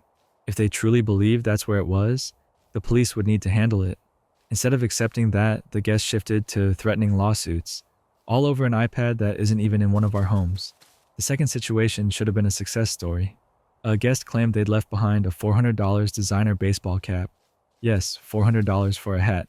I sent a maintenance tech to retrieve it, packed it up, and shipped it back. It took about a week, which honestly is record speed considering the logistics. We're a rural area. That means someone has to drive out, search, bring it back, and then I need to scrounge for boxes and packing materials. If I don't have any on hand, that's another trip. Then there's the post office run. On top of all that, I'm still juggling my normal workload. All of this is explained in the pre-written email I send every lost and found guest. 2 to 3 weeks is standard turnaround. But because it took a whole 7 days, the guest left us a negative review, like I'm supposed to be Amazon Prime with next day shipping. And then there's my current headache, the family heirloom jackets. An older guest swears he left 2 jackets in the closet, jackets that belong to his late father. The sentimental value is clearly huge, but we've turned the place upside down. I showed photos of the jackets to my entire team, including laundry staff. I even went out personally, checking every possible and impossible spot. I looked behind furniture, under beds, inside cupboards, and yes, I even opened the fridge just in case. Nothing. Not a single sign of those jackets. The guest calls and emails me at least twice a week. He refuses to believe they're gone. Now he's accusing my staff of stealing them and has even offered a $150 reward for whoever returns them. It's heartbreaking because I do wish I could magically produce these jackets for him, but I've exhausted every avenue. There's simply nothing else to be done, and he won't accept that. At this point, I'm at the end of my rope. I've bent over backwards for these guests, doing everything humanly possible, but lately I've wanted to scream the truth. It is not my responsibility to keep track of your property. If you leave something behind, that's on you. not me. That story stops there. This one is so relatable for anyone who's worked in hospitality. People expect miracles when they misplace their own belongings, and when reality sets in, they lash out at the staff. It's one of those thankless jobs where doing everything right still leaves someone mad at you. This next story is about a kid who completely misunderstood a harmless joke and ended up confessing something he really didn't need to. When I was about 6 years old, my parents took me out to dinner with one of my dad's work friends, a guy named Dave. It wasn't a place I had ever been to before, so being a kid, I didn't really look over the menu too much. I just ordered what I always did back then, the safe bet on every kid's menu, chicken nuggets. When the food came out, I was excited at first, but that excitement didn't last long. The nuggets were awful. They weren't crispy or tasty like I was used to. They were more like strange, mushy lumps of mystery chicken, and every bite tasted worse than the last. To give you an idea, it felt like chewing up cardboard that had been vaguely flavored to resemble chicken. It's probably worth noting that we were living in Iceland at the time, so these nuggets had most likely been shipped from another country, and the quality really showed. Now, I didn't want to cause a scene. I was 6, sitting at the table with my parents and my dad's colleague, and I didn't want to seem rude, so I came up with my own little system. I would take a bite, chew it just enough, and then quietly spit it into a napkin. I folded it up as neatly as possible, trying to make it look like I was just dabbing my mouth. Then, when nobody was looking, I dropped the napkin under the table. By the end of the meal, I had a small pile of chewed up nuggets hidden down there like a secret stash. Nobody noticed. Everyone else ate their food normally, while I was just trying to survive these terrible nuggets. Eventually, my mom and I left the restaurant while my dad stayed behind with Dave, probably to talk about work. I thought that was the end of it, that my little scheme had gone undetected. But later that day, my dad called. My mom handed me the phone, and with that casual tone he always had, he told me something that instantly made my stomach drop. He said, "Hey, Dave was wondering what you were eating under there." Now, here's where things went off the rails. My dad loves jokes, and Dave was known to be a big jokester too. What they were actually doing was setting up one of those classic little pranks. You know the one. "What are you eating under there?" The natural response is, "Underwear." And then the punchline is, "Haha, you were eating underwear." It's the kind of simple wordplay that gets everyone laughing. But I was 6 years old. I didn't know the joke. I didn't catch on to the setup. When my dad told me Dave had asked what I was eating under there, I froze. My mind immediately went to the chicken nuggets. I thought I had been caught. I was convinced that somehow Dave had seen me spitting food into napkins and tossing them under the table. I felt a wave of panic rush over me. I thought I was in huge trouble, like I had done something terrible by wasting food that someone had paid for. In my little kid brain, it was basically a crime. So instead of asking underwear, like the joke intended, I broke down. I actually cried and confessed everything. I admitted that the nuggets were disgusting, that I didn't want to be rude by refusing them, and that I had been spitting them into napkins under the table so it would look like I was eating. My dad just laughed and laughed. He got 2 good laughs that day. The first one from the actual underwear joke, and the second from his gullible 6-year-old son confessing to something nobody had even suspected in the first place. Looking back, I can laugh about it too. At the time, I thought my world was crashing down. In reality, it was just a silly misunderstanding. The kind of thing that only happens when you're a kid and take every word literally. That's the end of the story. That one's pretty wholesome, honestly. Just a kid taking life way too seriously while the adults were just joking around. It's funny how literal things feel at that age. Like, every small mistake is the end of the world. And honestly, the idea of nuggets being so bad that you'd rather hide them in napkins says a lot by itself. This next story is about a marriage that completely unraveled when a wife let her ex move into the house, only for her husband to pull off an unbelievable revenge plan. When my ex reached out to me a few months back, he was in bad shape. He'd lost his job, lost his apartment, and basically had nowhere else to go. We had dated for 5 years before I met my husband, and even though that relationship ended, the connection never really went away. So when he asked if he could crash with us for a month, I didn't think twice. I told my husband over dinner one night. I said, "Just for a month. He'll sleep in the guest room. Don't make it weird." My husband just nodded, went back to his pasta, and didn't say anything more. At the time, I took that as acceptance. but looking back, I should have known better. He never just accepts things without a word. The first week, everything seemed fine. My ex settled into the guest room. We all ate dinner together, watched some TV. My husband actually seemed chill about it. Too chill, if I'm being honest. It felt like he was almost too agreeable, but I ignored the little voice in my head telling me something was off. Then the late night porch talk started. After my husband went to bed, my ex and I would sit outside, drinking wine and catching up. One night, he took my hand and said quietly, "I never stopped loving you." I didn't pull away. That was the moment the line blurred, and instead of shutting it down, I let it sit there. We started texting during the day. At first, just casual things, then more personal messages. I deleted them before my husband got home, convincing myself nothing serious would happen, but my ex kept finding reasons to touch me. A hand on my back, fingers brushing against mine. It was small but constant, and I let it happen. I kept lying to myself that it was harmless. 2 weeks later, my husband announced he had a sudden business trip to Seattle. He said it would be 5 days. I tried to act surprised, but inside, I felt something I shouldn't have felt. Relief. Excitement. It was my chance to let things cross the line. The night he left, my ex and I opened a bottle of wine. Then another. We sat too close on the couch, his hand on my thigh. I whispered, "We shouldn't." And he just said, "Your husband's gone. Who's gonna know?" We got up, heading toward the bedroom, when the front door opened. A couple walked in with suitcases, smiling, cheerful, like they had every right to be there. The woman said, "Oh, you must be the wife. We're the Johnsons. We rented the master bedroom for the week." I stood frozen while they walked upstairs. My ex pulled away like he'd touched a hot stove.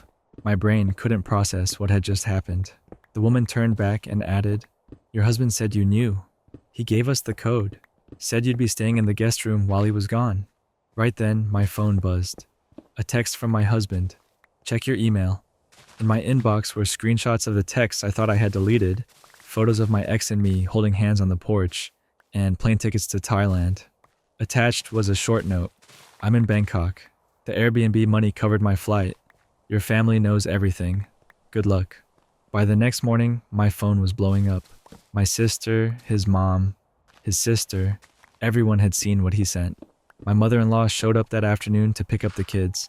She didn't even look me in the eye when she said, "You can see them when you get your life together." My ex left without a word, just packed up and vanished like none of it had ever happened. Meanwhile, I spent the week in my own house, with strangers staying in my bedroom, asking me about towels and water pressure, while I cried quietly in the guest bathroom. 2 weeks later, my husband came back, tanned, calm, showing me pictures from Thailand, street food, beaches, temples, like he was sharing vacation photos with a friend. Then, without any emotion, he said, "I want a divorce." Obviously. That was 6 months ago. Now the divorce is nearly final. I live in a small apartment and see the kids every other weekend. My ex blocked me and, from what I heard, got back with an old girlfriend almost immediately after leaving my house. My husband is already dating again, a teacher from our kids' school. The kids like her, and I can't even blame them. I still replay that night sometimes. The wine, my ex's hand on my thigh, us walking toward the bedroom like it was just ours to take, and then the door opening, the strangers walking in, and everything crumbling right there. I thought my husband was being naive when he agreed to it. Turns out, I was the naive one. Was it wrong of him to humiliate me like that instead of confronting me directly? Maybe. But at the end of the day, I was the one who crossed the line first. That story wraps up here. That was one of the wildest twists I've read in a while. The fact that the husband rented out their own bedroom on Airbnb as revenge is just insane. It's like he turned the whole situation into a staged play and let it collapse on its own. What really sticks is how calm he was about all of it. Like he had his plan from day one. And honestly, it's rare you see a story with revenge that cleanly executed. This next story is about a young man confronting his grandparents, demanding answers about why they never stepped in to protect him during years of neglect and abuse. I grew up with a complicated and painful reality. I'm what people call an affair baby. My mom had me during an affair, and from the moment I was born, my existence was basically treated like a stain nobody wanted to acknowledge. For years, I lived under the roof of my mom and her husband, but it was never really home. I was treated like an outsider, unwanted, and in many ways, disposable. On my 18th birthday, I finally broke away. I didn't have a family to fall back on, no relatives waiting with open arms, no one offering me a couch to crash on. I walked away with nothing, and for almost 5 months, I lived the reality most people only see in passing. Shelters that were too full, nights on the street, trying to get by with whatever scraps of safety and warmth I could find. Eventually, my best friend turned 18, and together we scraped enough money to start renting a place. That was the first time I started to feel like I might actually have a chance at building a life. Through all of that, not a single family member reached out. Nobody offered help. Nobody even acknowledged the hell I was living in. So when my grandparents suddenly reached out a few months ago, insisting they wanted a relationship with me, it hit me the wrong way. They started throwing around phrases like, "You're our grandson," and "family is important." To them, it probably sounded heartfelt. To me, it just sounded fake. Because where were they when I needed them? When I was being abused by my mom's husband, did they step in? No. When my mom decided I wasn't welcome in her house anymore because her husband and her kids didn't want me around, did they offer to take me in or even spend time with me? No. When I was 12 and 2 of my mom's kids jumped me and beat me up, they didn't show up to make sure I was okay. Not a call, not a word, nothing. And it got worse. A few years later, my mom's husband thought it would be a great idea to formally introduce me to my biological father. Not only was that painful enough, but it turned out that one of my father's kids, the family he kept, was the same kid who had bullied me for years. Meeting my father was no comfort either, because he made it clear he saw me as nothing more than a mistake he wished could be erased. That moment broke something inside me. It was traumatic in a way I can't really describe. And through all of that, my grandparents stayed silent. They didn't comfort me. They didn't try to stand up for me. They didn't even acknowledge what I had gone through. So when they pushed to build a relationship now, I couldn't just play along. I went to their house with some of my mom's siblings there, and when they tried again to insist that I should let them in, I finally asked the question I'd been carrying for years. I told them flat out, if they were going to be so persistent about being in my life now, then they owed me an explanation. Why hadn't they ever tried to protect me? Why hadn't they stepped up when I was just a kid being treated like garbage by everyone else? Their answer? They said not everyone can answer questions like that, and I should just be grateful they're here for me now. Grateful, as if gratitude erases years of abandonment. I told them it wasn't good enough. If they wanted to chase me down and claim family mattered, then they owed me real answers. Not platitudes, not guilt trips, answers. They didn't take it well. They told me I had no right to demand anything from them, and I should simply be thankful they were even willing to talk to me. And in that moment, I realized something crystal clear. They weren't reaching out because they regretted the past. They were reaching out because it was convenient for them now. That's where this story finishes. It's rough to hear about someone having to grow up feeling like nobody in their family ever had their back. It makes sense why he wouldn't just accept a sudden, "We love you," after years of silence. Sometimes people show up too late, and no amount of words can cover that gap. The way he stood his ground and asked for answers feels like the only thing he could do. This next story is about a husband who made a joke about his brother-in-law's criminal past, only to spark a big fight with his wife when he insisted the label was simply the truth. I'm 28, married to my wife, who's 27, and we've been together since 2018. My brother-in-law is 31. Last year, he made a really bad choice that ended up blowing up for the whole family. He was caught trying to pull off a robbery. The attempt itself was sloppy enough that the entire thing was caught on security cameras. To make it worse, the video spread around town and went viral locally. Everyone knew about it. The embarrassment wasn't just his to carry. My wife's parents got hit hard by the constant taunting and sideways comments from people in the community. Things got so bad, they actually ended up moving in with us for a while just to escape the shame. As for my brother-in-law, he got sentenced to 1 year in prison. And now, fast forward to today, he's about to be released. Time has passed, tempers have cooled, and surprisingly, my wife's family has decided they want to celebrate his return. They're hosting a party for him. Personally, I find it strange to treat it like some grand event, but at the same time, I understand it's coming from a place of family love. Even though I don't totally agree with the idea, I'm planning on going and supporting my wife through it. But earlier today, while my wife was on her laptop, searching for decoration services for the party, I couldn't resist making a joke. I told her, maybe we should make it thief-themed. It would suit your brother perfectly. I meant it lightly, just between the two of us. I wasn't planning to say anything like that in front of her family, but she didn't laugh. In fact, she got really upset. She told me that her brother is not a thief, and that's where I pushed back. I told her, look, jokes aside, it's simply not true to say he isn't a thief. He did attempt a robbery. He was arrested. He went to prison for it. That makes him a thief. It doesn't mean we're going to hold it over his head forever or shame him at the party, but pretending it didn't happen isn't fair either. To me, facts are facts, even if they're uncomfortable. That's where the fight started. My wife didn't see it the way I did. She felt like I was being cruel and disrespectful toward her brother, and now she's furious with me. She's barely speaking to me, and the whole atmosphere in the house is tense. I can understand that she wants to protect her brother and see him as more than his mistakes, but from my perspective, it doesn't change what he did. So now I'm left wondering, was I really that wrong for calling him what he is? Or is this just a matter of me being too blunt about a truth no one in the family wants to say out loud? That story stops there. That one feels like it really comes down to timing. The guy wasn't wrong about the facts, but dropping it as a joke while his wife was planning her brother's welcome home party was bound to sting. Sometimes families just want to rewrite the narrative to move forward. And honestly, it shows how touchy things can get when loyalty clashes with blunt honesty. This next story is about a neighborly feud that started when one man decided the shade from another person's tree was community property, and things escalated when he tried to pay tree rent instead of moving his car.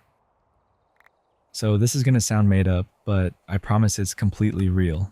I live in the southwest United States where the summers get brutal. I'm talking 110 degrees Fahrenheit or about 43 degrees Celsius, day after day. The kind of heat where the air feels heavy, the pavement shimmers, and you start planning your whole day around how little time you can spend outside. Now, in my front yard, I happen to have this big old tree. It's one of those sprawling shade trees, the kind that covers a good stretch of sidewalk and even a slice of the street once the sun gets high. From late morning through the afternoon, it throws this wide, cool patch that makes walking past my place feel like stepping into a different world. Across the way, my neighbor Leo isn't so lucky. His yard is bare, no trees at all, and his driveway bakes in the sun from dawn to dusk. Last month, during a nasty heat wave, I noticed Leo had started parking his car under my tree. Not all the way on my lawn, but enough that the tires left marks in the grass, and sometimes he'd block my trash bins or the mailbox. At first I figured it was a one-off, but when it kept happening, I decided to ask him about it. I approached him casually, trying to keep things friendly, and said, "Hey, could you not park on my lawn? It's leaving tracks and kind of getting in the way." That's when he gave me this strange look and said something I didn't expect. He told me I don't own the shade. His words were, "If the tree naturally covers public space, it's like sunlight or rain. Everyone should be able to use it." He even half joked that if I really had an issue, he'd pay me rent for the shade. I laughed it off in the moment, not sure how serious he was. But the next day, I found a $5 bill taped to my front door with a handwritten note. "This week's shade rent, thanks." And sure enough, his car was back under the tree again. That's when I told him more firmly, "Look, I don't want your car on my lawn at all. The money doesn't change anything." I thought that would settle it, but instead he got defensive. He said I was being uptight and that most people would share something nature provides, especially in dangerous heat. His wife even went on Nextdoor and posted about selfish neighbors refusing to share community cooling. She didn't name me outright, but it was pretty obvious who she meant. To be clear, I get that it's hot. I get that standing under the tree or walking through the shade is something anyone can do. But having a 2-ton vehicle parked on my grass, crushing the lawn, blocking access to my own bins and mail, that's not the same thing. At the end of the day, I feel like I should be able to keep my yard free of tire marks, no matter how shady it is. That's where this story ends. This one made me pause because it shows how people can twist something simple into a bigger issue than it needs to be. On one hand, shade is for everyone. It's not like you can fence in sunlight, but turning it into shade rent and parking a car on someone else's lawn is a whole different thing. It's such a strange mix of entitlement and creativity that I can't help but shake my head at it. Honestly, it just makes me think about how quickly small neighborly tensions can spiral. This next story is about someone who finally got the chance to play a claw machine as an adult, only to end up making two little kids' days in the process. When I was a kid, my parents were pretty strict about arcade games. We didn't go to amusement parks often, and even on those rare trips, I wasn't usually allowed to spend time or money on arcade machines. I didn't resent them for it, but there was always this one thing that stuck with me: the claw machines. To me, they looked magical. The flashing lights, the slow claw hovering over plush toys, and the idea of winning something cool. It always seemed like the ultimate thrill. But as a kid, I never got the chance to try them out. Fast forward to today. I'm 25 now, living on my own, but I had gone back to visit my parents for a couple of days. My mom and I ran out for a small grocery errand. Nothing fancy, just one of those quick trips. We walked into this tiny convenience store, and right there at the entrance was a brand new claw machine. I froze in place for a second. I swear, I felt like I was 10 years old again, wide-eyed, excited, like I'd stumbled across something I'd been waiting for all my life. I tried to play it cool though, so I finished the shopping quickly, but as soon as we were done, I practically darted back toward the claw machine. When I got there, I saw two little girls, maybe 4 or 5 years old, standing by the machine. They were pressing buttons and fiddling around, but it didn't look like they had any money in it. I crouched down a little and asked if they were playing. Both of them shook their heads and said no. So I put in my own money and grabbed the joystick. They stood right by my side, peeking up past my arm as I moved the claw around. I could feel their anticipation almost as much as my own, like we were all in this together. The claw hovered over a toy. Don't even ask me what it was, because I honestly can't remember. But I pressed the button, the claw dropped, and to my absolute shock, it actually picked something up. When it dropped into the chute, one of the girls darted her hand in, scooped it out, and then held it up to me with the biggest grin. I just shook my head gently and told her she could keep it. After all, I wasn't there for the prize. I was just there to finally experience the claw machine. The way both their faces lit up when I said that was something I'll never forget. They clutched the toy like it was treasure and ran out of the store laughing. My mom came back to join me, and we stepped outside not long after. That's when I saw the two little girls again, this time with their mom. The girls ran up to her, still showing off the toy, and their mom looked over at me and asked if I had given it to them. I nodded, and she gave me such a genuine thank you. It was such a small thing for me, but for them, it clearly meant so much more. To this day, that little moment still makes me smile. Out of all the memories I've held on to, it's one of my absolute favorites. That's the end of this story. This one just feels wholesome all the way through. It's funny how something small, like finally playing a claw machine, can turn into a memory that sticks with you for years. What I like most is that the joy ended up being shared. It wasn't just about winning, it was about passing that excitement on to someone else. Sometimes it's those little, unexpected moments that end up meaning the most. This next story is about a mom who felt torn between protecting her only free day of rest and the pressure from family to put her young daughter in sports. I'll be honest, my husband says I'm being selfish, and maybe I am. But from my perspective, it's not just selfishness, it's strategy. Right now, my life is packed to the brim. I'm a mom of 2 kids under the age of 4, 5 months pregnant, working full-time as a kindergarten teacher, and dealing with narcolepsy on top of it all. That means I live every single day, already tired before it even begins. Saturday is the one day of the week I don't have any set plans. It's the one space on the calendar where I can breathe, choose what I want to do, and not feel bound by commitments. That day is like my reset button, and I really don't see why I should give up that one chance at rest just so my 4-year-old, who honestly doesn't even know what she's missing yet, can play a sport she's probably not even ready for. She's got years ahead of her to pick up hobbies or join extracurriculars. Right now, all that enrolling her in soccer or t-ball or anything else would do is add one more stressor to my plate. The truth is, I'm stretched thin already. I can feel myself at full capacity. I don't have much left to give. And when I think about Saturday mornings turning into practices and games, dragging the baby along, worrying about heat or schedules, It just sounds like the fast track to burnout. My husband works weekends sometimes, so on those days, I'd be the one handling everything. And let's be real, I know myself. I'd probably flake or dread those mornings, which isn't fair to anyone. On top of that, we live in a very hot state. The idea of spending extra hours outside in the blazing sun with toddlers and a newborn is the exact opposite of appealing.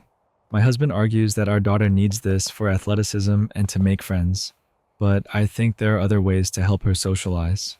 Playdates, preschool, even just being around extended family, those feel like more natural options without locking us into a weekly commitment that eats up our only day of rest. Of course, the in-laws don't see it that way. They've made it clear they agree with my husband.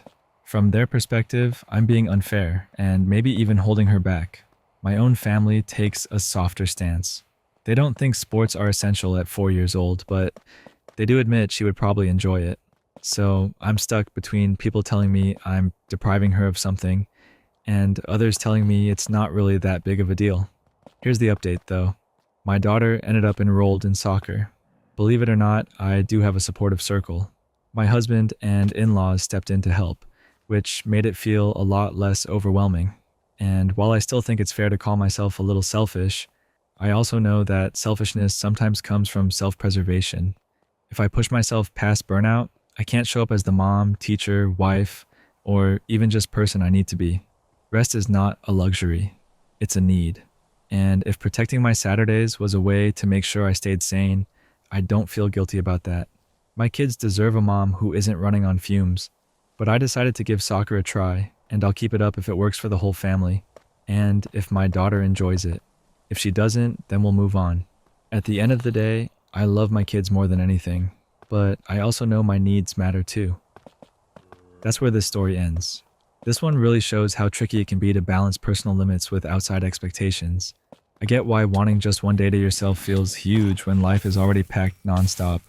And honestly, it's refreshing to hear someone admit they're selfish sometimes, without beating themselves up about it. It feels real, because everyone has a breaking point, and being upfront about it takes honesty. This next story is about a young couple whose boundaries were pushed to the limit when a sister-in-law started walking into their house uninvited and even helped herself to their belongings. I'm 21, living with my boyfriend who's 22, and we've built a little home together. It's nothing extravagant, but it's ours, and that alone makes it feel special. His younger sister, though, she's 17, seems to think that because her brother lives here, she's entitled to come and go as she pleases. And honestly, that's where things started spiraling. One night, it was late, around 11:30. My boyfriend and I had already gone to bed.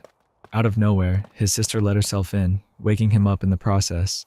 She asked if she could take a beer from our fridge. He told her no, thinking that would be the end of it.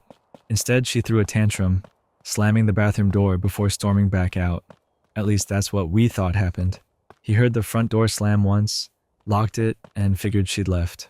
We went back to bed. The next morning, I was unpacking groceries and opened the drawer where we keep alcohol. My heart sank, completely empty. Just 2 days earlier, I had bought a 24-pack of Seagrams. I'd only had one. The rest were gone. At first, I asked my boyfriend if he'd moved them somewhere else, but he hadn't. That's when it clicked. She'd asked for a drink, been told no, and clearly decided to take what she wanted anyway. When I confronted her, she came up with a story that didn't make sense. She said she'd only used the bathroom and that a friend must have slipped inside and grabbed the drinks while she was in there. But here's the thing. Our front door only closes if you slam it. We know for sure it only slammed once when she left. And if it had stayed open long enough for her friend to get in and out, my cat would have darted outside. The story just didn't add up. So I told her straight. I knew she was lying, and even if by some stretch she wasn't, then she had still let someone steal from us. Either way, it was selfish and disrespectful. She didn't take that well. She lashed out, called me names, said I was controlling my boyfriend, and even told me I wasn't family to her anymore. That last part hit me hard. I'd always been supportive of her. I'd been there through her breakups, through the messy times, and I genuinely thought we were close. But if she was going to treat me like an outsider the moment I got upset about being stolen from, then fine. I'd act accordingly. I went over to her dad's place and told him they'd need to find another way for her to do her schoolwork, because I was taking back my computer. If I wasn't family, then she didn't need to be using my things. To my surprise, her dad was fine with that arrangement. Now she's doubling down. She's furious, telling my boyfriend he's dead to her for siding with me, saying I'm controlling, and sending us long, angry messages at 2 in the morning. She claims I ruin every outing, that I've changed her brother, and that he never sticks up for her. The irony is, this was the first actual fight between us, and he only took my side because he was equally upset she'd crossed so many boundaries. His mom even told me she thinks I've changed him for the better, that I've made him happier, lighter, and more himself. In the end, we got a new door handle installed. Now I feel safer, and my belongings are secure.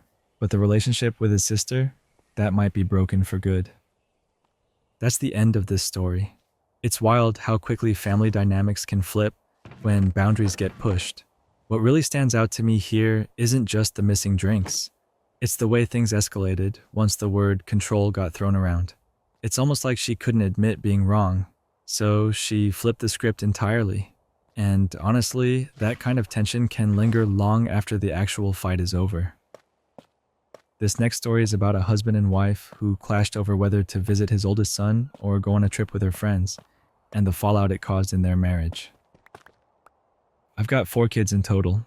My oldest is 19 from my first marriage, and then I have 3 more with my current wife, ages 13, 12, and 6.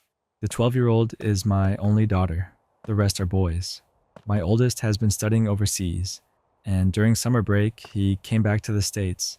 He had a 2-week stretch with no classes and no commitments, and during that time, he asked if we could come visit him. When he asked, I didn't hesitate. I told him yes. To me, it felt obvious.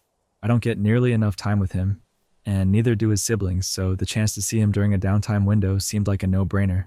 But when I told my wife, she wasn't happy. She said I shouldn't have committed without checking with her first. I told her we didn't have any plans, so I figured it was fine. She pushed back, saying I couldn't know that for sure, and if she had made plans without telling me, that would mean she committed without asking me too. That back and forth didn't go anywhere, so we let it drop. Or at least I thought we did. A little later, she told me that we had been invited on a trip with some of her friends. That trip would overlap with the time we'd set aside to visit my son. She said she wanted to go on that trip instead. I told her we already had plans. She told me she never agreed to those plans. So in her mind, they didn't count. And just like that, the fight picked up again. Eventually, I told her straight up. She could do whatever she wanted. But I was taking the kids to see their brother. I felt strongly that it mattered. He's an adult now, and soon enough, he's going to be living his own life with less time for family. Keeping that bond alive was important to me. She pushed back hard, saying I was being insensitive because she hates California, and I just assumed she'd be okay going there. I told her, fine. If she doesn't want to go, she doesn't have to. I'd take the kids myself. She didn't like that answer either, and things really started getting heated. To break the deadlock, I suggested we just ask the kids what they wanted. So we sat down and did exactly that. But when we asked, she really tried to sell her vacation idea and downplay the trip to California. Despite that, the kids still said they wanted to see their brother. Even after that, she wasn't happy. She still didn't want me taking them, but I stood firm. So the kids and I went. We flew out, spent the time with my oldest, and honestly, it was a fantastic trip. The kids got to spend time with their brother. We reconnected, and it felt worth every bit of the hassle leading up to it. But when we got back, things at home were different. My wife was cold toward me. She didn't yell or start fights, but the energy between us had shifted. Then last week, she dropped the bombshell. She wanted us to go to couples counseling. I agreed. We found someone, and we've got our first appointment scheduled for September. The thing is, I've been talking to my friends about it, and most of them, whether they're married or divorced, say counseling is a bad sign. They told me it means things are already on the rocks, and it's usually just the step before everything falls apart. That's been weighing on me. I can't stop thinking about it. Am I just going to walk in there and get roasted for what I did? I don't regret visiting my son, and I don't regret letting the kids see their brother, but I also don't want this marriage to fall apart. I love my wife. I love all of my kids. And all I really wanted was for them to have that time together and keep building that sibling bond while they're young. I just can't help wondering if that was too much to ask. That's where the story ends. This one feels heavy because it's not really about the trip. It's about the bigger picture of communication and priorities in a family. I get why it blew up though. When both people feel unheard, even small decisions turn into huge fights. It makes sense he's nervous about counseling too. It's tough to walk into something not knowing if it's going to fix things or break them down further. Sometimes all you can do is show up, be honest, and see where it goes. This next story is about a woman who's been with her boyfriend for 6 years and feels stuck as he keeps putting off an engagement, despite her wanting clear commitment. So here's where I'm at. My boyfriend and I have been together since we were teenagers. He's 24 now, and I'm 23. This July marks 6 years of us dating. 6 years. On paper, that sounds like a big milestone worth celebrating, and I do love him. He's my best friend, and we've grown up together in a lot of ways. But instead of feeling only excited, I also feel this heavy dread. Because for me, it's not just another anniversary. It's another year that's gone by without him proposing. When we first started dating, he was the one constantly talking about marriage. He would joke about marrying me all the time, saying it almost every day when we were 18. But then things shifted. Once we both entered the corporate world, his perspective became more cautious. He started saying we needed to be stable first, financially, career-wise, and in life. On some level, I understand that. Being responsible does matter.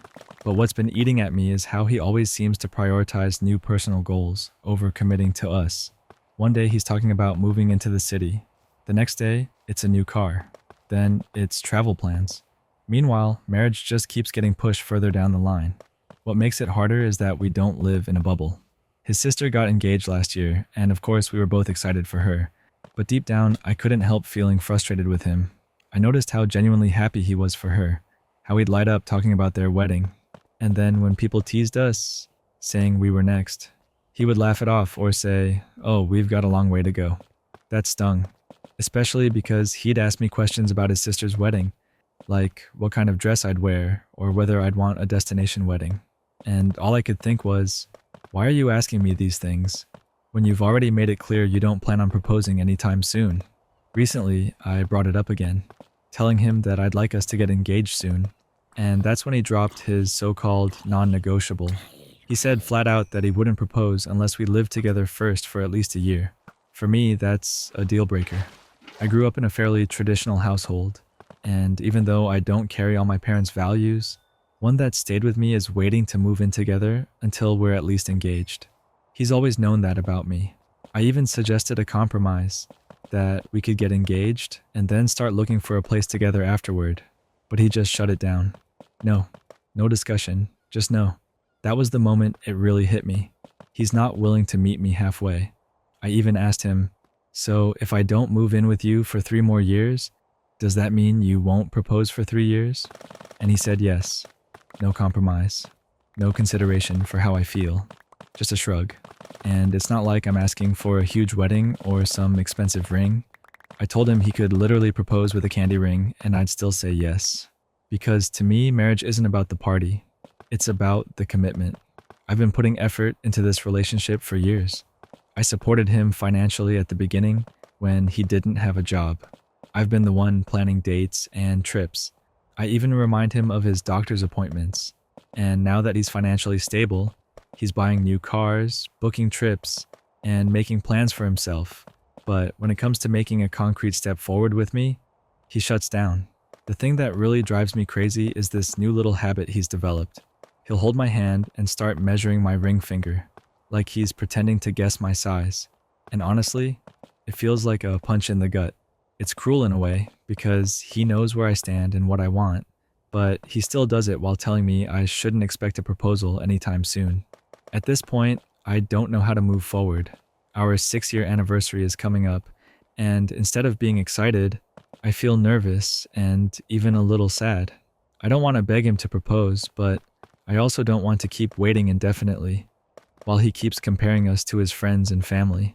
I want a future with him, but it's hard to ignore how much he's changed and how little effort he seems to put in when it comes to me. That's the end of this story. This one really tugs at me because you can tell she's not asking for anything extravagant, just clarity and commitment. 6 years is a long time to feel like you're stuck in limbo. The mixed signals, like him measuring her ring finger, make it even more frustrating. It's one of those situations where the love is clearly there, but the balance feels off. Sometimes those mismatched timelines can be harder to navigate than people realize. This next story is about a roommate who feels stuck paying more than his share of rent, while also being pressured to live by rules that only benefit his friend's partner. So here's the situation I found myself in. I'm 25, and one of my best mates, let's call him Jack, recently moved in with me. At first, it was supposed to be just the two of us, but the plan was that once Jack's partner, Matt, got their fiancé visa sorted, they'd move in as well. And when that happened, the rent would be split evenly 3 ways. That seemed fair to me, and I was on board with it. But after we'd already settled in, Jack casually mentioned that because the visa fees and legal costs had turned out to be more expensive than expected, he thought it would be better if we just kept rent at a 50-50 split. And for some reason, I agreed. Honestly, I'll admit I struggle with saying no to people I care about. I don't like conflict, and in the moment, I just went along with it. Now though, I'm realizing how much of a strain this setup is becoming. The cost of living keeps going up, and I don't think it's sustainable for me to keep covering half the rent when there are going to be 3 adults living here. Sure, I didn't mind for a short stretch. My girlfriend stayed with me for a month recently while sorting out her own place, so paying 50-50 made sense during that time. But long term, it just doesn't feel right. And here's the kicker. From what I've gathered, as soon as Matt heard that I agreed to the 50-50 deal, they quit their job. I guess the reasoning was that since I'd already taken on that extra cost, they didn't need to stress about working right away. The problem is, even when they are allowed to work, they've made it clear they only want very specific types of jobs. Nothing customer-facing, nothing in an office. So it could be a while before they're contributing financially, and in the meantime, I'm the one helping cover the gap. On top of the money issue, living here has started to feel more and more stifling. Jack has a very particular way of keeping the place. He wants everything spotless at all times, cupboards closed, dishes never left overnight, no clutter anywhere. I'm not messy by any means, but I'm more relaxed about it. To me, leaving a teacup on the counter overnight isn't the end of the world. But Jack has been really firm about me following his system, and he keeps saying it's because Matt has OCD and clutter can trigger them. I get that, and I want to be respectful, but it's starting to feel like I'm molding my entire lifestyle around making Matt comfortable when Matt isn't even officially contributing yet. Then there's Jack himself. He constantly asks me where I'm going, what I'm doing, when I'll be home. I'm a pretty spontaneous person. I like being able to just head out and see where the day takes me. Jack's more of a homebody, and maybe that plays into it, but the constant check-ins are exhausting. It's gotten to the point where I sometimes feel like I'm living with a warden instead of a friend. So here I am, stuck paying more rent than feels fair, living under stricter rules than I'm comfortable with, and trying to figure out how I ended up in this situation. I moved in thinking I was sharing a flat with a mate, but now it feels like I'm paying extra to help his partner live here while also shaping my whole lifestyle around them. And the question I keep asking myself is, would I be the bad guy if I pulled back from the 50-50 deal and said the rent needs to be split 3 ways once Matt moves in? That's where the story ends. I think what makes this situation tricky is how it shifted after the fact. Agreeing to one setup and then having the ground rules change underneath, you can really throw things off. It's not just about the money, it's also about how comfortable you feel in your own home. When those two things collide, it's no wonder it starts to feel suffocating. Sometimes what feels like a small compromise at the start can grow into something way bigger than you expected.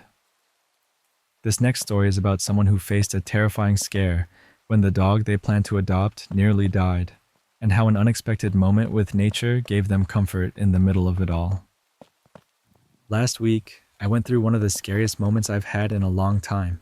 The dog I'm planning to adopt, a sweet pup I've already grown so attached to, got into some dangerous pills at her foster home. Her foster, who is very experienced and has seen plenty of emergencies before, was convinced she wasn't going to make it. Hearing that crushed me in a way I wasn't even prepared for. It hit me just how much I already loved this dog. The thought of losing her before she even officially became part of my family absolutely gutted me. I don't really consider myself religious, and I don't believe in much beyond what I can see. But in that moment, I felt like I had to do something. Pray or talk. or just reach out in some way. So I went outside to the part of the yard where my other dogs are buried. I still have 2 living with me, but the 4 that passed over the years, they're the ones who shaped so much of my life. They're the OGs, the ones I'll never get over, no matter how much time goes by or how many pets I have. I sat down by their graves and just broke down. I was crying harder than I had in a long time, talking to them out loud, begging them to somehow keep this pup safe. It felt desperate, almost childish, but in that moment, I didn't care. I just needed to say it, needed to release it, and that's when something strange happened. The crows came. I've been feeding the neighborhood crows for a while, and usually they'll show up at predictable times for food. But this was different. 3 of them landed in a tree right above me, the same 3 I tend to see the most. They weren't making their usual calls. It wasn't the sharp alarm cry they make when a hawk is around. It was this odd mix of sounds, almost worried, almost confused. I'd never heard them vocalize like that before. It felt like they knew I was upset. They didn't fly off or ignore me like birds usually do when humans act out of the ordinary. They stayed. They perched right above me, watching, calling out in this unusual way while I cried and talked to my dogs. I thanked them out loud, told them how much it meant that they came, and they didn't leave until I finally stood up and headed back inside. I can't explain it. They're just birds, right? But in that moment, I felt more seen and more cared for than I had in a long time. It wasn't like they understood every word, but they knew something was wrong. They chose to stay with me while I sat there, and that choice mattered to me. Honestly, it was beautiful. And the best part, the pup made it. She pulled through. When I heard she was okay, I thought back to that moment with the crows, how I'd even begged them along with my dogs to help somehow. I know it sounds wild to connect the two, but I can't help being open to the idea that maybe, in some strange way, they were part of it. That's the end of this story.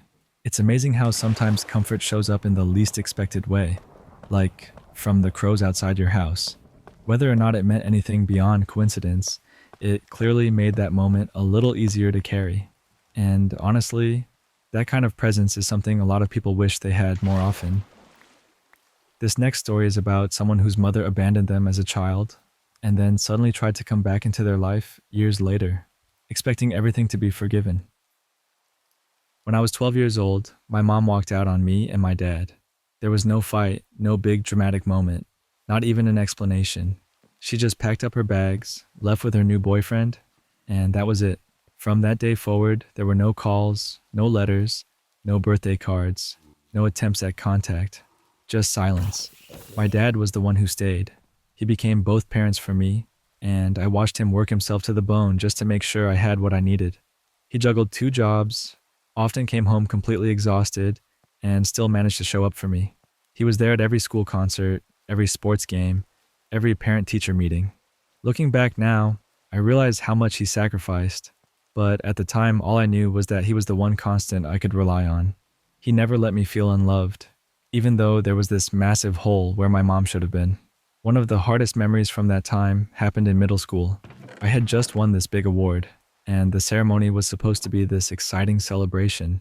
Every kid around me had both parents there, taking pictures, hugging them, making the moment feel special. I remember standing there with just my dad, trying to smile and act proud, but deep down I felt that empty space. It hit me harder than ever that day.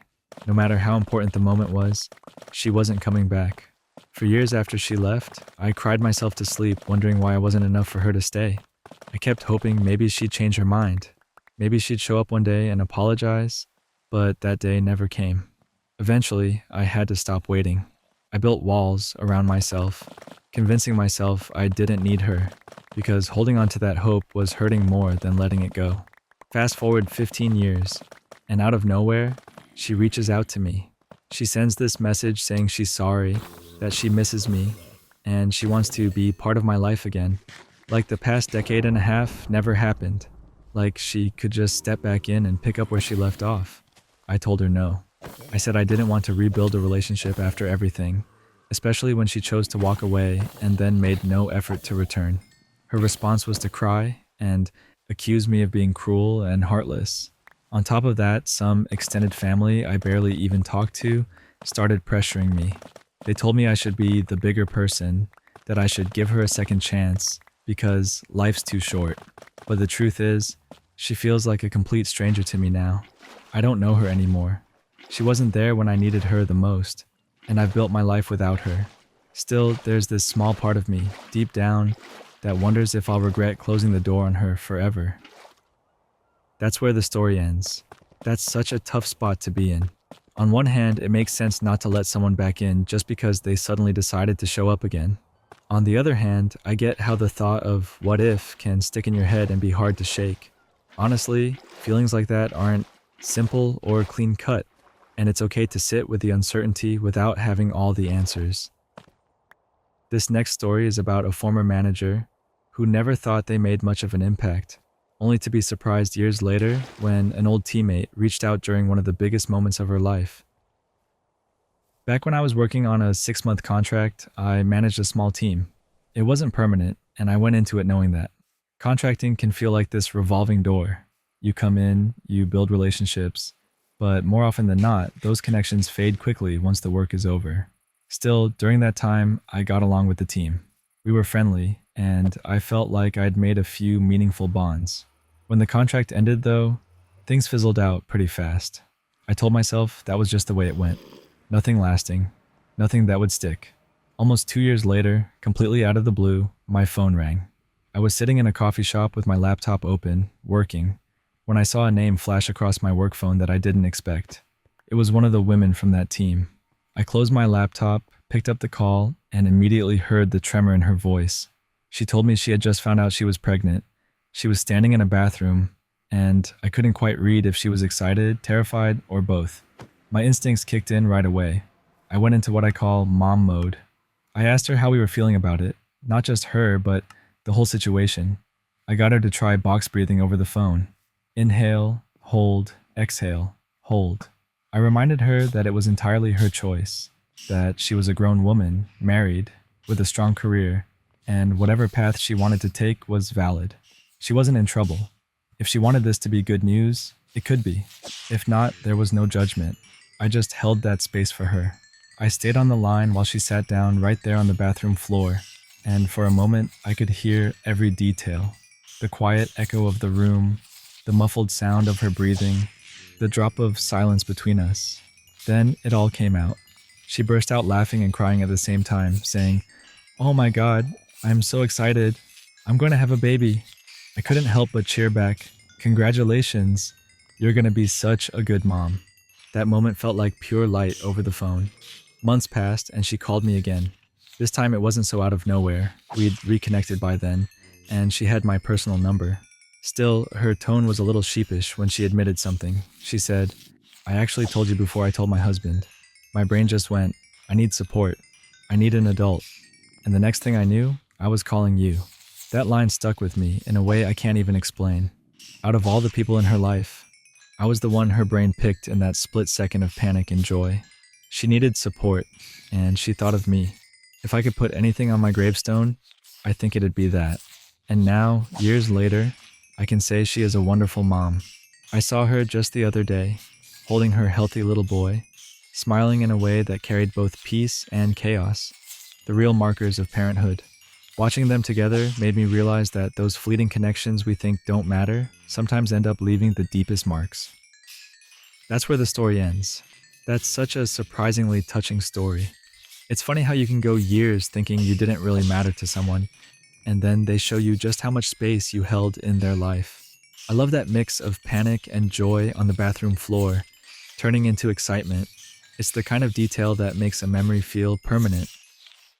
This next story is about a couple on a rare date night who get pulled into a confrontation after a teen repeatedly films the movie, and his parents defend him. My partner and I finally managed to get a late night movie on our first proper date night in months. We've got a 2-year-old, so time for going out is rare, and that night felt like a small, precious escape. The theater was dim and the trailers were rolling when, about halfway through the film, I noticed the teenager in the row in front of me lift his phone and start taking pictures of the screen. At first it was just annoying, an interruption of the light and the moment, but I let it slide through 3 separate snaps, thinking maybe he'd stop. When he didn't, I reached forward and gently nudged his seat, and asked him quietly to stop. He spun around with this look of shocked entitlement, like someone had interrupted a private performance, and told me to go away and watch the film. He put his phone down for a moment, and I thought that would be it. 2 minutes later, though, he was doing it again. Only this time, he held the phone higher, trying to angle it more directly into my line of sight. It started to feel deliberately provocative. I leaned over once more and said I would fetch a staff member if he didn't stop. He told me off more loudly, using aggressive language, and that's when his mother decided to intervene. Loudly. She told me to mind my own business and to stop telling her child what to do. I repeated that I could get staff if she preferred, and she dared me to. Half the cinema was staring by then, so I left my seat and got a staff member. While I was gone, she turned and fixed my partner with a stare that lasted longer than any sane person would allow, making rude gestures and generally being hostile. The staff member took them outside for about 10 minutes. The father joined them a few minutes later. When they finally came back inside, they leaned over to tell the kid not to use his phone again. The kid responded with a cruel, hateful slur, an ableist insult, and I just sat there, exasperated. I tried to refocus on the film while the kid spent the rest of the show fidgeting and playing with his hands as obnoxiously as he could. It was less disruptive than the phone flashing, but still impossible to ignore. When the credits rolled, they were standing to leave, staring at me as if the world had been wronged. I said bluntly, "You need to learn some respect." The kid reacted by making faces and grabbing his crotch and acting like a little antagonist. I laughed, more out of disbelief than anything, and told them to grow up. As we left, one of them muttered, "So mature." That was the line that finally broke something in me. Out in the hallway, I stopped and turned to the mother. I told her, "You are an absolute failure as a parent. You should be ashamed." Her reaction was immediate and explosive. She stepped into my space, screaming in my face that I had no right to tell her what to do, accusing me of attacking her children. I told her she was clearly incapable, and if she wasn't going to manage them, someone needed to. That set her off even more. She started challenging me physically, asking if I was going to hit her. I laughed it off and said I wouldn't stoop to that. Her husband then pulled her back while shouting at me, calling me a loser for attacking their kids. There were people in the hallway watching, and the whole scene felt surreal. Poster of a rom-com turned into a bad reality show. My partner and I walked away. I admit I threw a few choice words over my shoulder on the way out. Not my finest moment, but I was drained. Date night ended on a low note, but I left feeling oddly relieved. There was a tired kind of satisfaction in standing up for a basic expectation, that people don't flash phones in a dark theater, and they don't teach kids that disrespect is acceptable. That story wraps up here. It's wild how a simple night out can spiral like that. The part that stands out to me isn't even the kid. It's the parents doubling down instead of stepping in. That kind of reaction says more than anything their kid did. It leaves you walking away less angry and more just baffled at how people choose to act. This next story is about someone stuck with an ex as a roommate for years, only to discover he was freeloading, stealing, and planning to skip town without consequences. For nearly 6 years now, I've had the same roommate. And yes, believe it or not, he's my ex. From the very beginning, he never once paid rent. Not a dime. For all that time, I've basically been housing a grown man for free. Like some kind of ongoing charity project that I'd never signed up for. Looking back, I can't believe I let it go on for as long as I did. Then, a few months ago, things somehow managed to sink lower. At that point, not only was he living in my house rent-free, but he also had his girlfriend staying over all the time, freeloading right alongside him. So there I was, footing all the bills, while the two of them lounged around like it was their own place. When I went on a trip to California to see family, I came back to discover something that made my stomach drop. My Xbox was gone. At first I thought maybe I had misplaced it or loaned it out and forgotten, but no, it was just missing. I asked them about it straight away. I wanted to give them the chance to explain, but instead of a straight answer, they gave me excuses. They both swore they had no idea what happened to it, and then started trying to pin it on other people. They threw out vague suggestions like, maybe someone else came by while you were gone, as if strangers just waltzed into my house and happened to take only my Xbox. It was classic gaslighting, trying to make me doubt what I already knew in my gut. Fast forward to now. My ex is making plans to move across the country in a couple of weeks. And of course, his plan is to just skate away, leave behind years of freeloading, manipulation, and now theft, with zero consequences. But here's where things take a turn, because I finally got him to admit it. After all the dodging and deflecting, I managed to get him to say out loud that he took my Xbox and sold it at a pawn shop for $50. And here's the kicker. I had my phone in my pocket, secretly recording the whole thing. He doesn't know that, but now I've got a clear, undeniable admission that he stole from me. That recording gives me the upper hand. With it, I can file a police report. It wouldn't just be my word against his. It would be proof straight from his own mouth. And here's where it gets even juicier. He's already got a criminal record. A long one. We're talking aggravated assault, theft, the kind of stuff that doesn't just disappear. So even though this theft might seem petty on its own, adding it to his record could actually land him in serious trouble. Jail time. Maybe even prison. So now I'm stuck with the question, do I just let it go, let him leave, and finally wash my hands clean of him? Or do I take the evidence I have and make sure karma catches up to him before he slips away? On one hand, I'd love to move on and not waste another ounce of energy on him. On the other hand, there's something tempting about finally seeing accountability after years of letting him get away with everything. That story ends there. That's a rough spot to be in. 6 years of someone draining you like that builds up a lot of frustration, and finding out they stole from you just takes it over the edge. I get why the idea of finally holding him accountable feels so heavy. It's not just about the Xbox. It's about all the years leading up to it. Sometimes the hardest part isn't deciding what's right or wrong. It's deciding what you have the energy to carry forward. This next story is about a son who was kicked out by his father at 19, only to be asked years later for financial support when his father fell on hard times. Back when I was 19, I was living with my dad. My mom had passed away when I was 12, so it was just me, my dad, and my younger sister.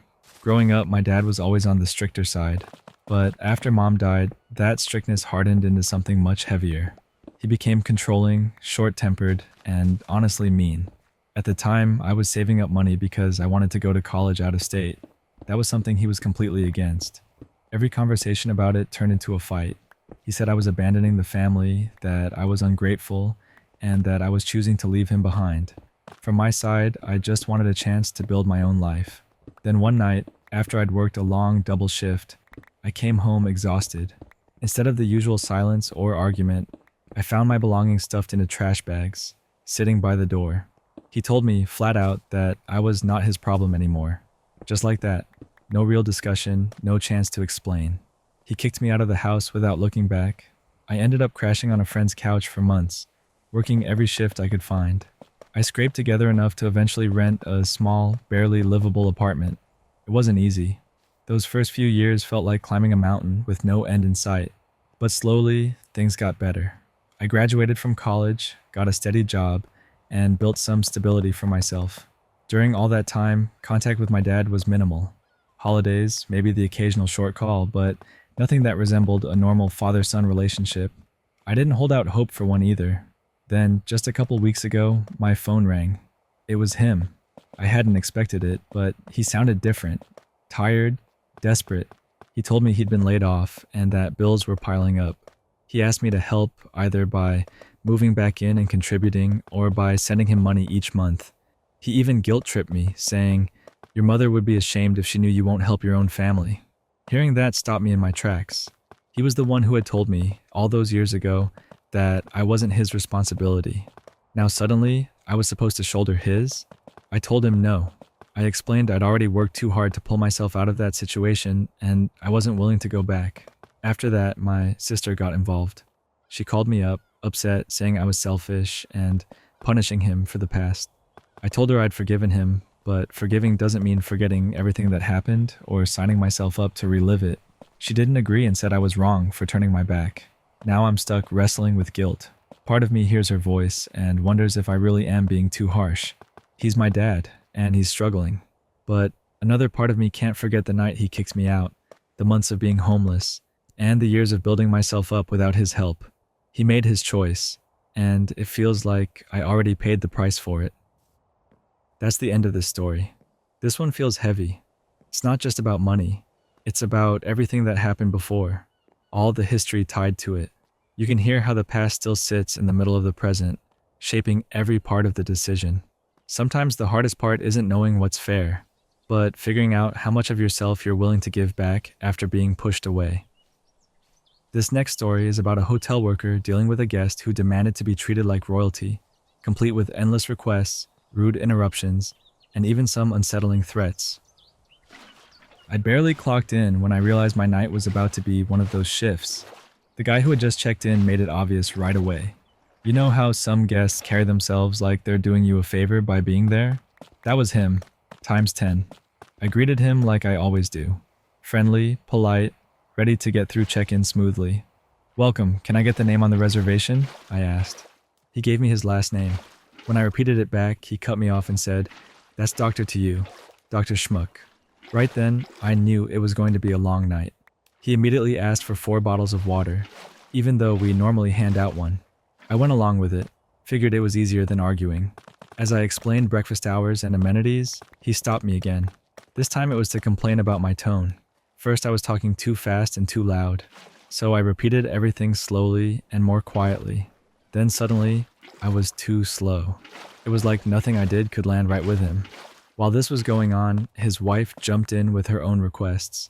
Towels, then more towels, then tissues, then extra items one at a time, as if it was on purpose to keep me running back and forth.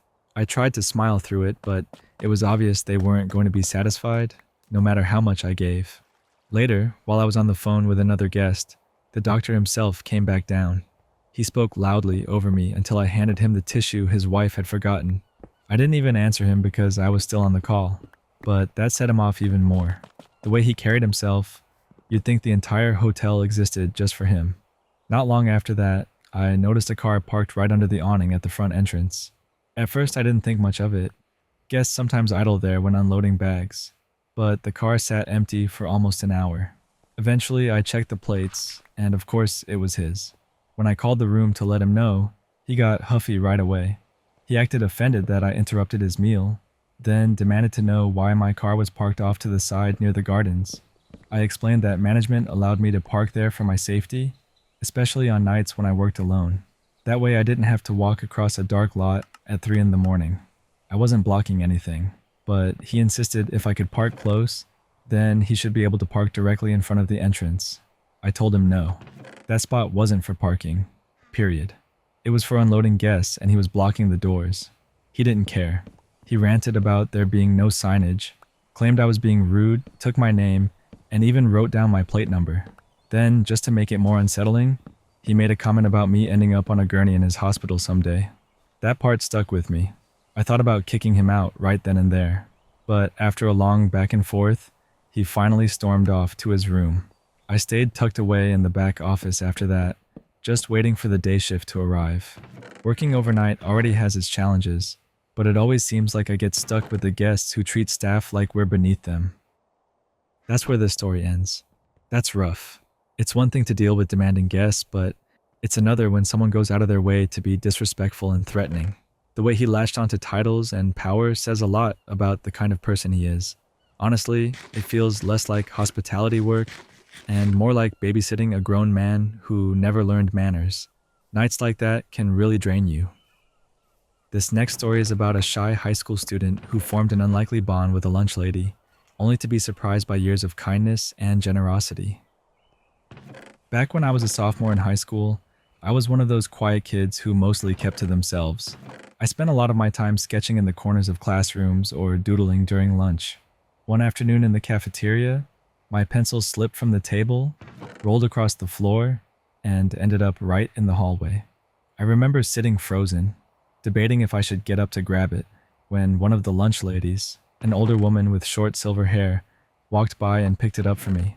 She set the pencil on the table with a small smile, and I blurted out a compliment about her hair. It was this striking silver color, and I'd always been obsessed with the look. That sparked a small conversation. She asked about my sketches, I told her a little about my art, and before long we were chatting easily, even though she had to get back to work. It felt natural, like we'd known each other longer than a few minutes. The very next day, when I went to grab lunch, the cashier told me $20 had been added to my account. I had no idea who put it there, but It completely made my day. Growing up, money was always tight. I'd been taken from my mom when I was 8 and placed with my aunt and uncle, and things at home weren't always great. So to have something as simple as lunch covered, it meant a lot. As the week went on, I noticed something strange. Another 20 showed up on my account, then another. Every day, it seemed like someone was quietly making sure I didn't have to worry about food. Nobody would tell me where it came from, but I had a good guess. And every day, I kept talking to the silver-haired lunch lady, who I'll just call Jay. That became our routine. I'd usually end up last in line, partly because I didn't want to be in anyone's way, and partly because it gave me a chance to talk with her. Sometimes it was small stuff, art, anime, things we both liked. Other times it was just easy conversation that made me feel like I wasn't invisible. Then, around Halloween, I got called to the office.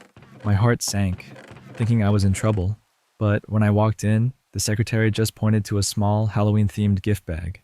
Inside were notebooks, art supplies, candy, 2 six-packs of root beer, and even a cozy blanket covered in cats and dogs dressed up in costumes. It was from Jay. I sat in study hall later, pulling out each item, and I actually cried right there at the desk.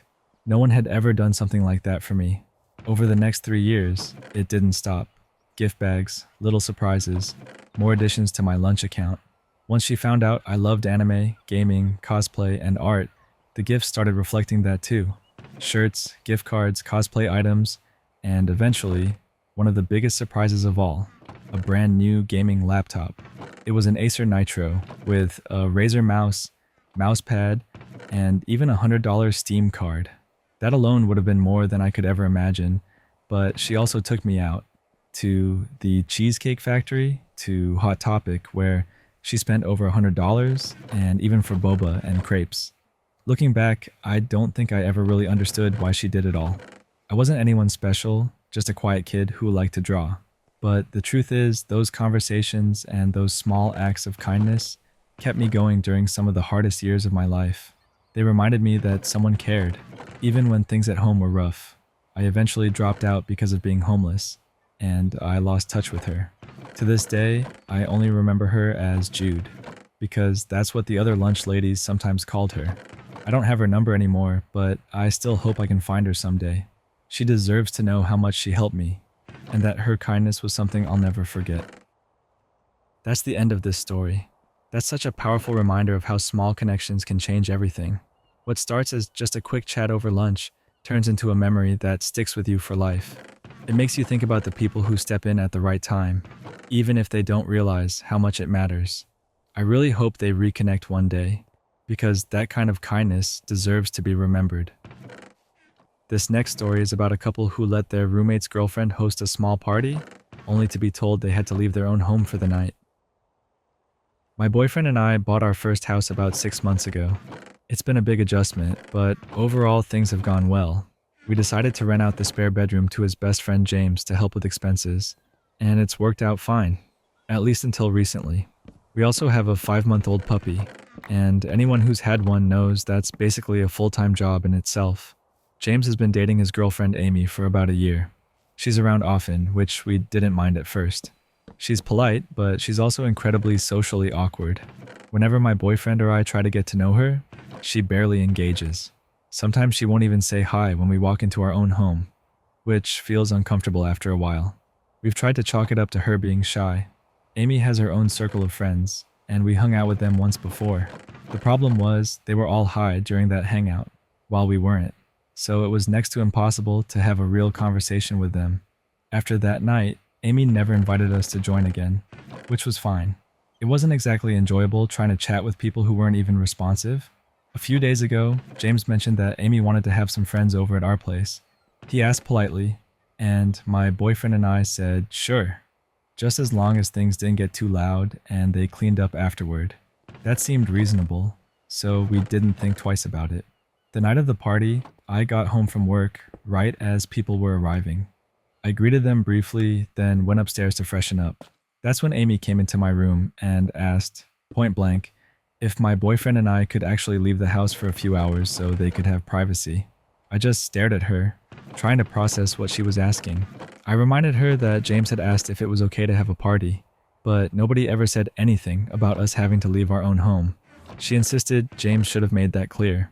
I told her flat out that I couldn't leave because of the puppy. Her response? "Oh, you can just leave him with us. We really like the dog." That suggestion alone made me feel uneasy. Why would I leave my 5-month-old puppy with people I barely know? I told her no again, firmly this time. I explained that she and James were welcome to have their party, but she couldn't expect us to vacate our house. She looked frustrated, and my boyfriend arrived home not long after. Once I told him what was going on, he was just as confused as I was. We ended up staying mostly in our room with the dog, while they did their thing in the rest of the house. The party itself wasn't an issue. No noise complaints, no mess. But the next morning, James texted us saying Amy felt humiliated because we didn't leave when she asked. According to him, she thought we'd ruined her night in front of her friends. He also said that Amy had felt uncomfortable with us ever since the first time we met her group because she thought we didn't make enough of an effort to connect with them. Never mind the fact that they were all too high to hold a conversation that night. James wanted us to cut Amy some slack and even apologize because she'd been having a rough time and needed the party to unwind. My boyfriend and I both said absolutely not. It's one thing to host a get-together in our home with permission.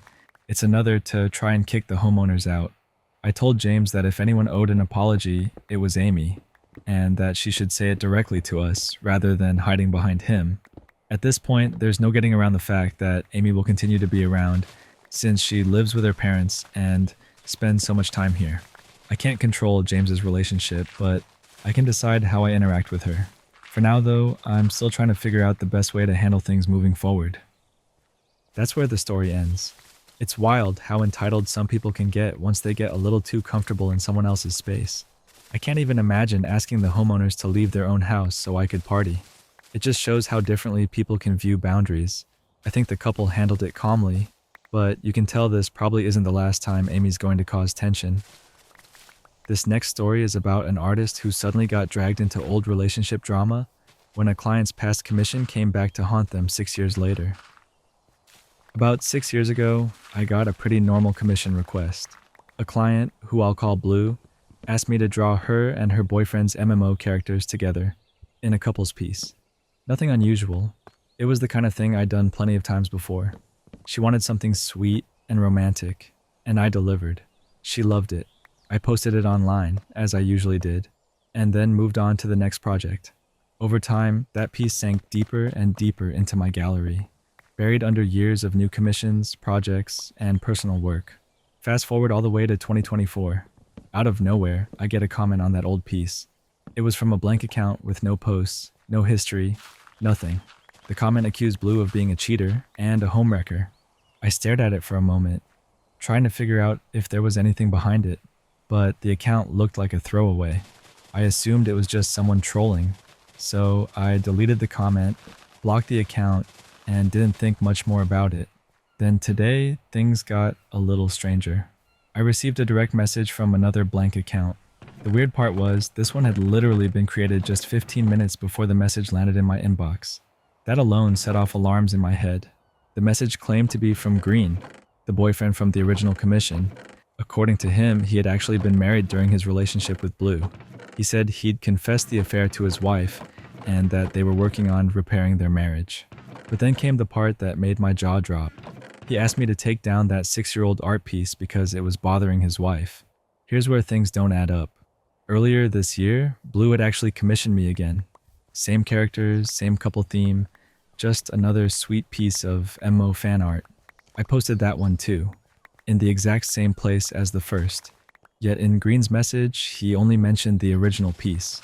There was no mention of the second one at all, which left me wondering, how did they manage to find the buried artwork from 6 years ago, but completely missed the brand new one sitting at the top of my gallery?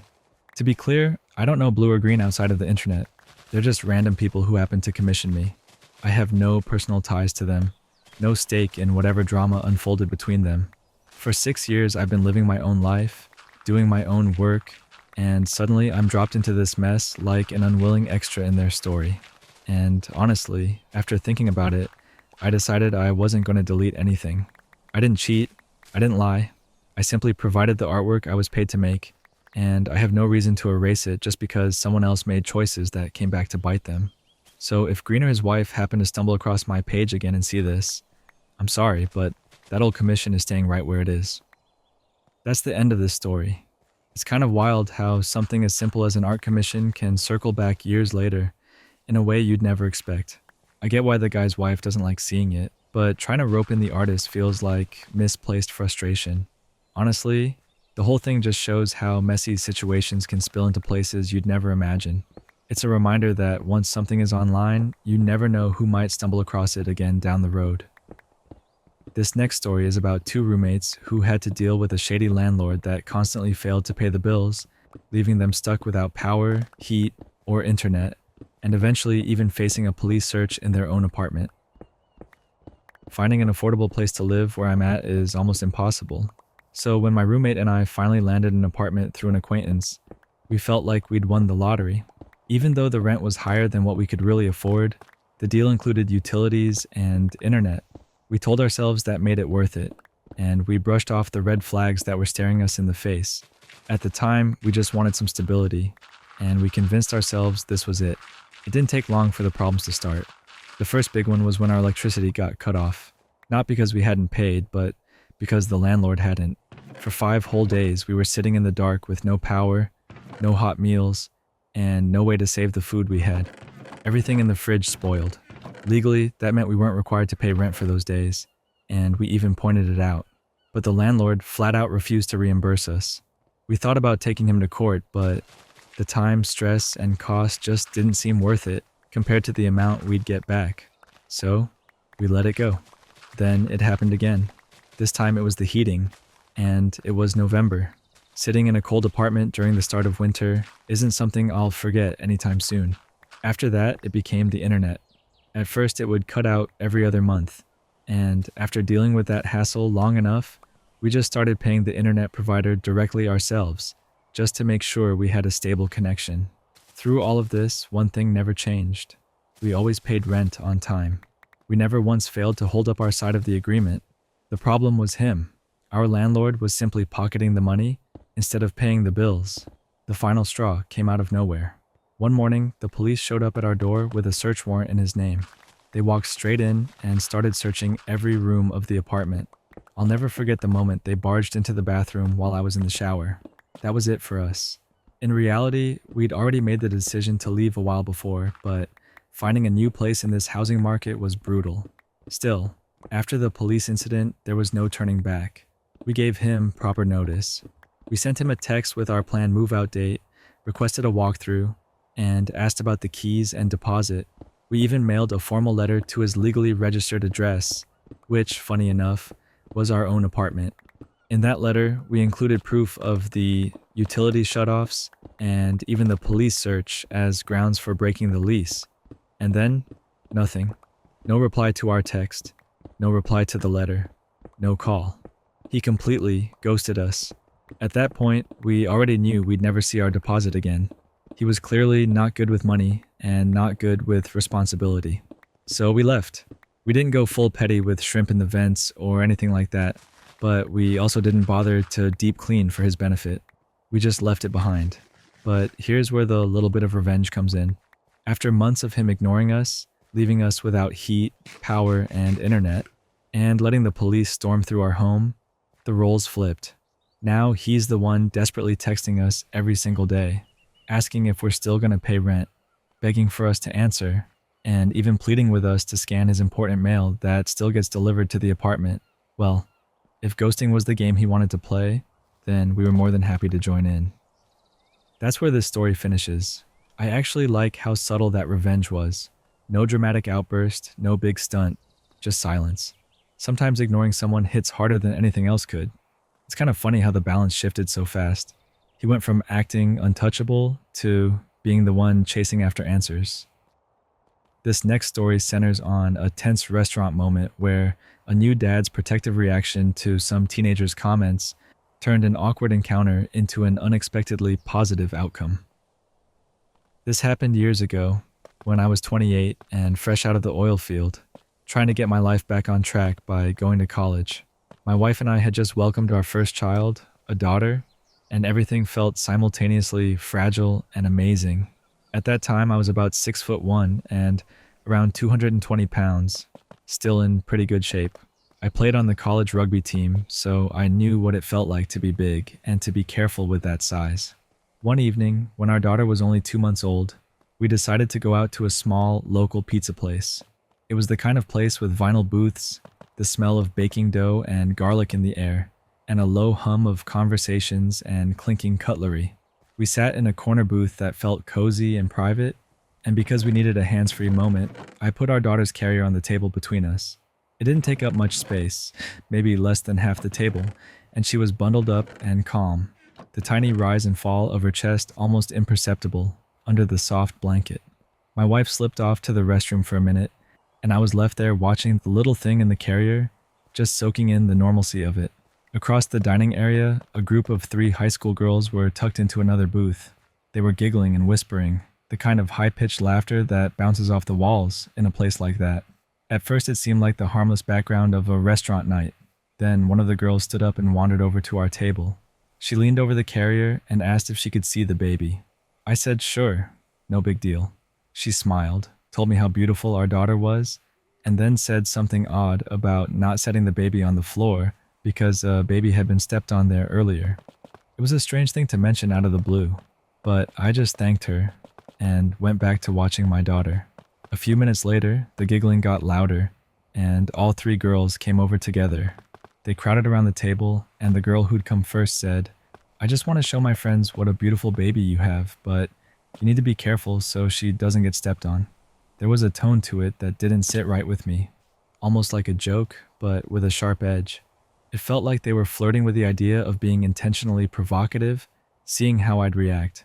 In that second, a protective instinct took over. I remember the air in the booth felt thicker.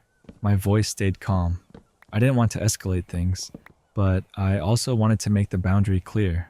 I told them plainly that I wouldn't tolerate anyone hurting my baby. I said, in words that left no doubt, that if anyone stepped on her, I would stop them, and that there would be consequences for trying. I didn't roar or throw a fit.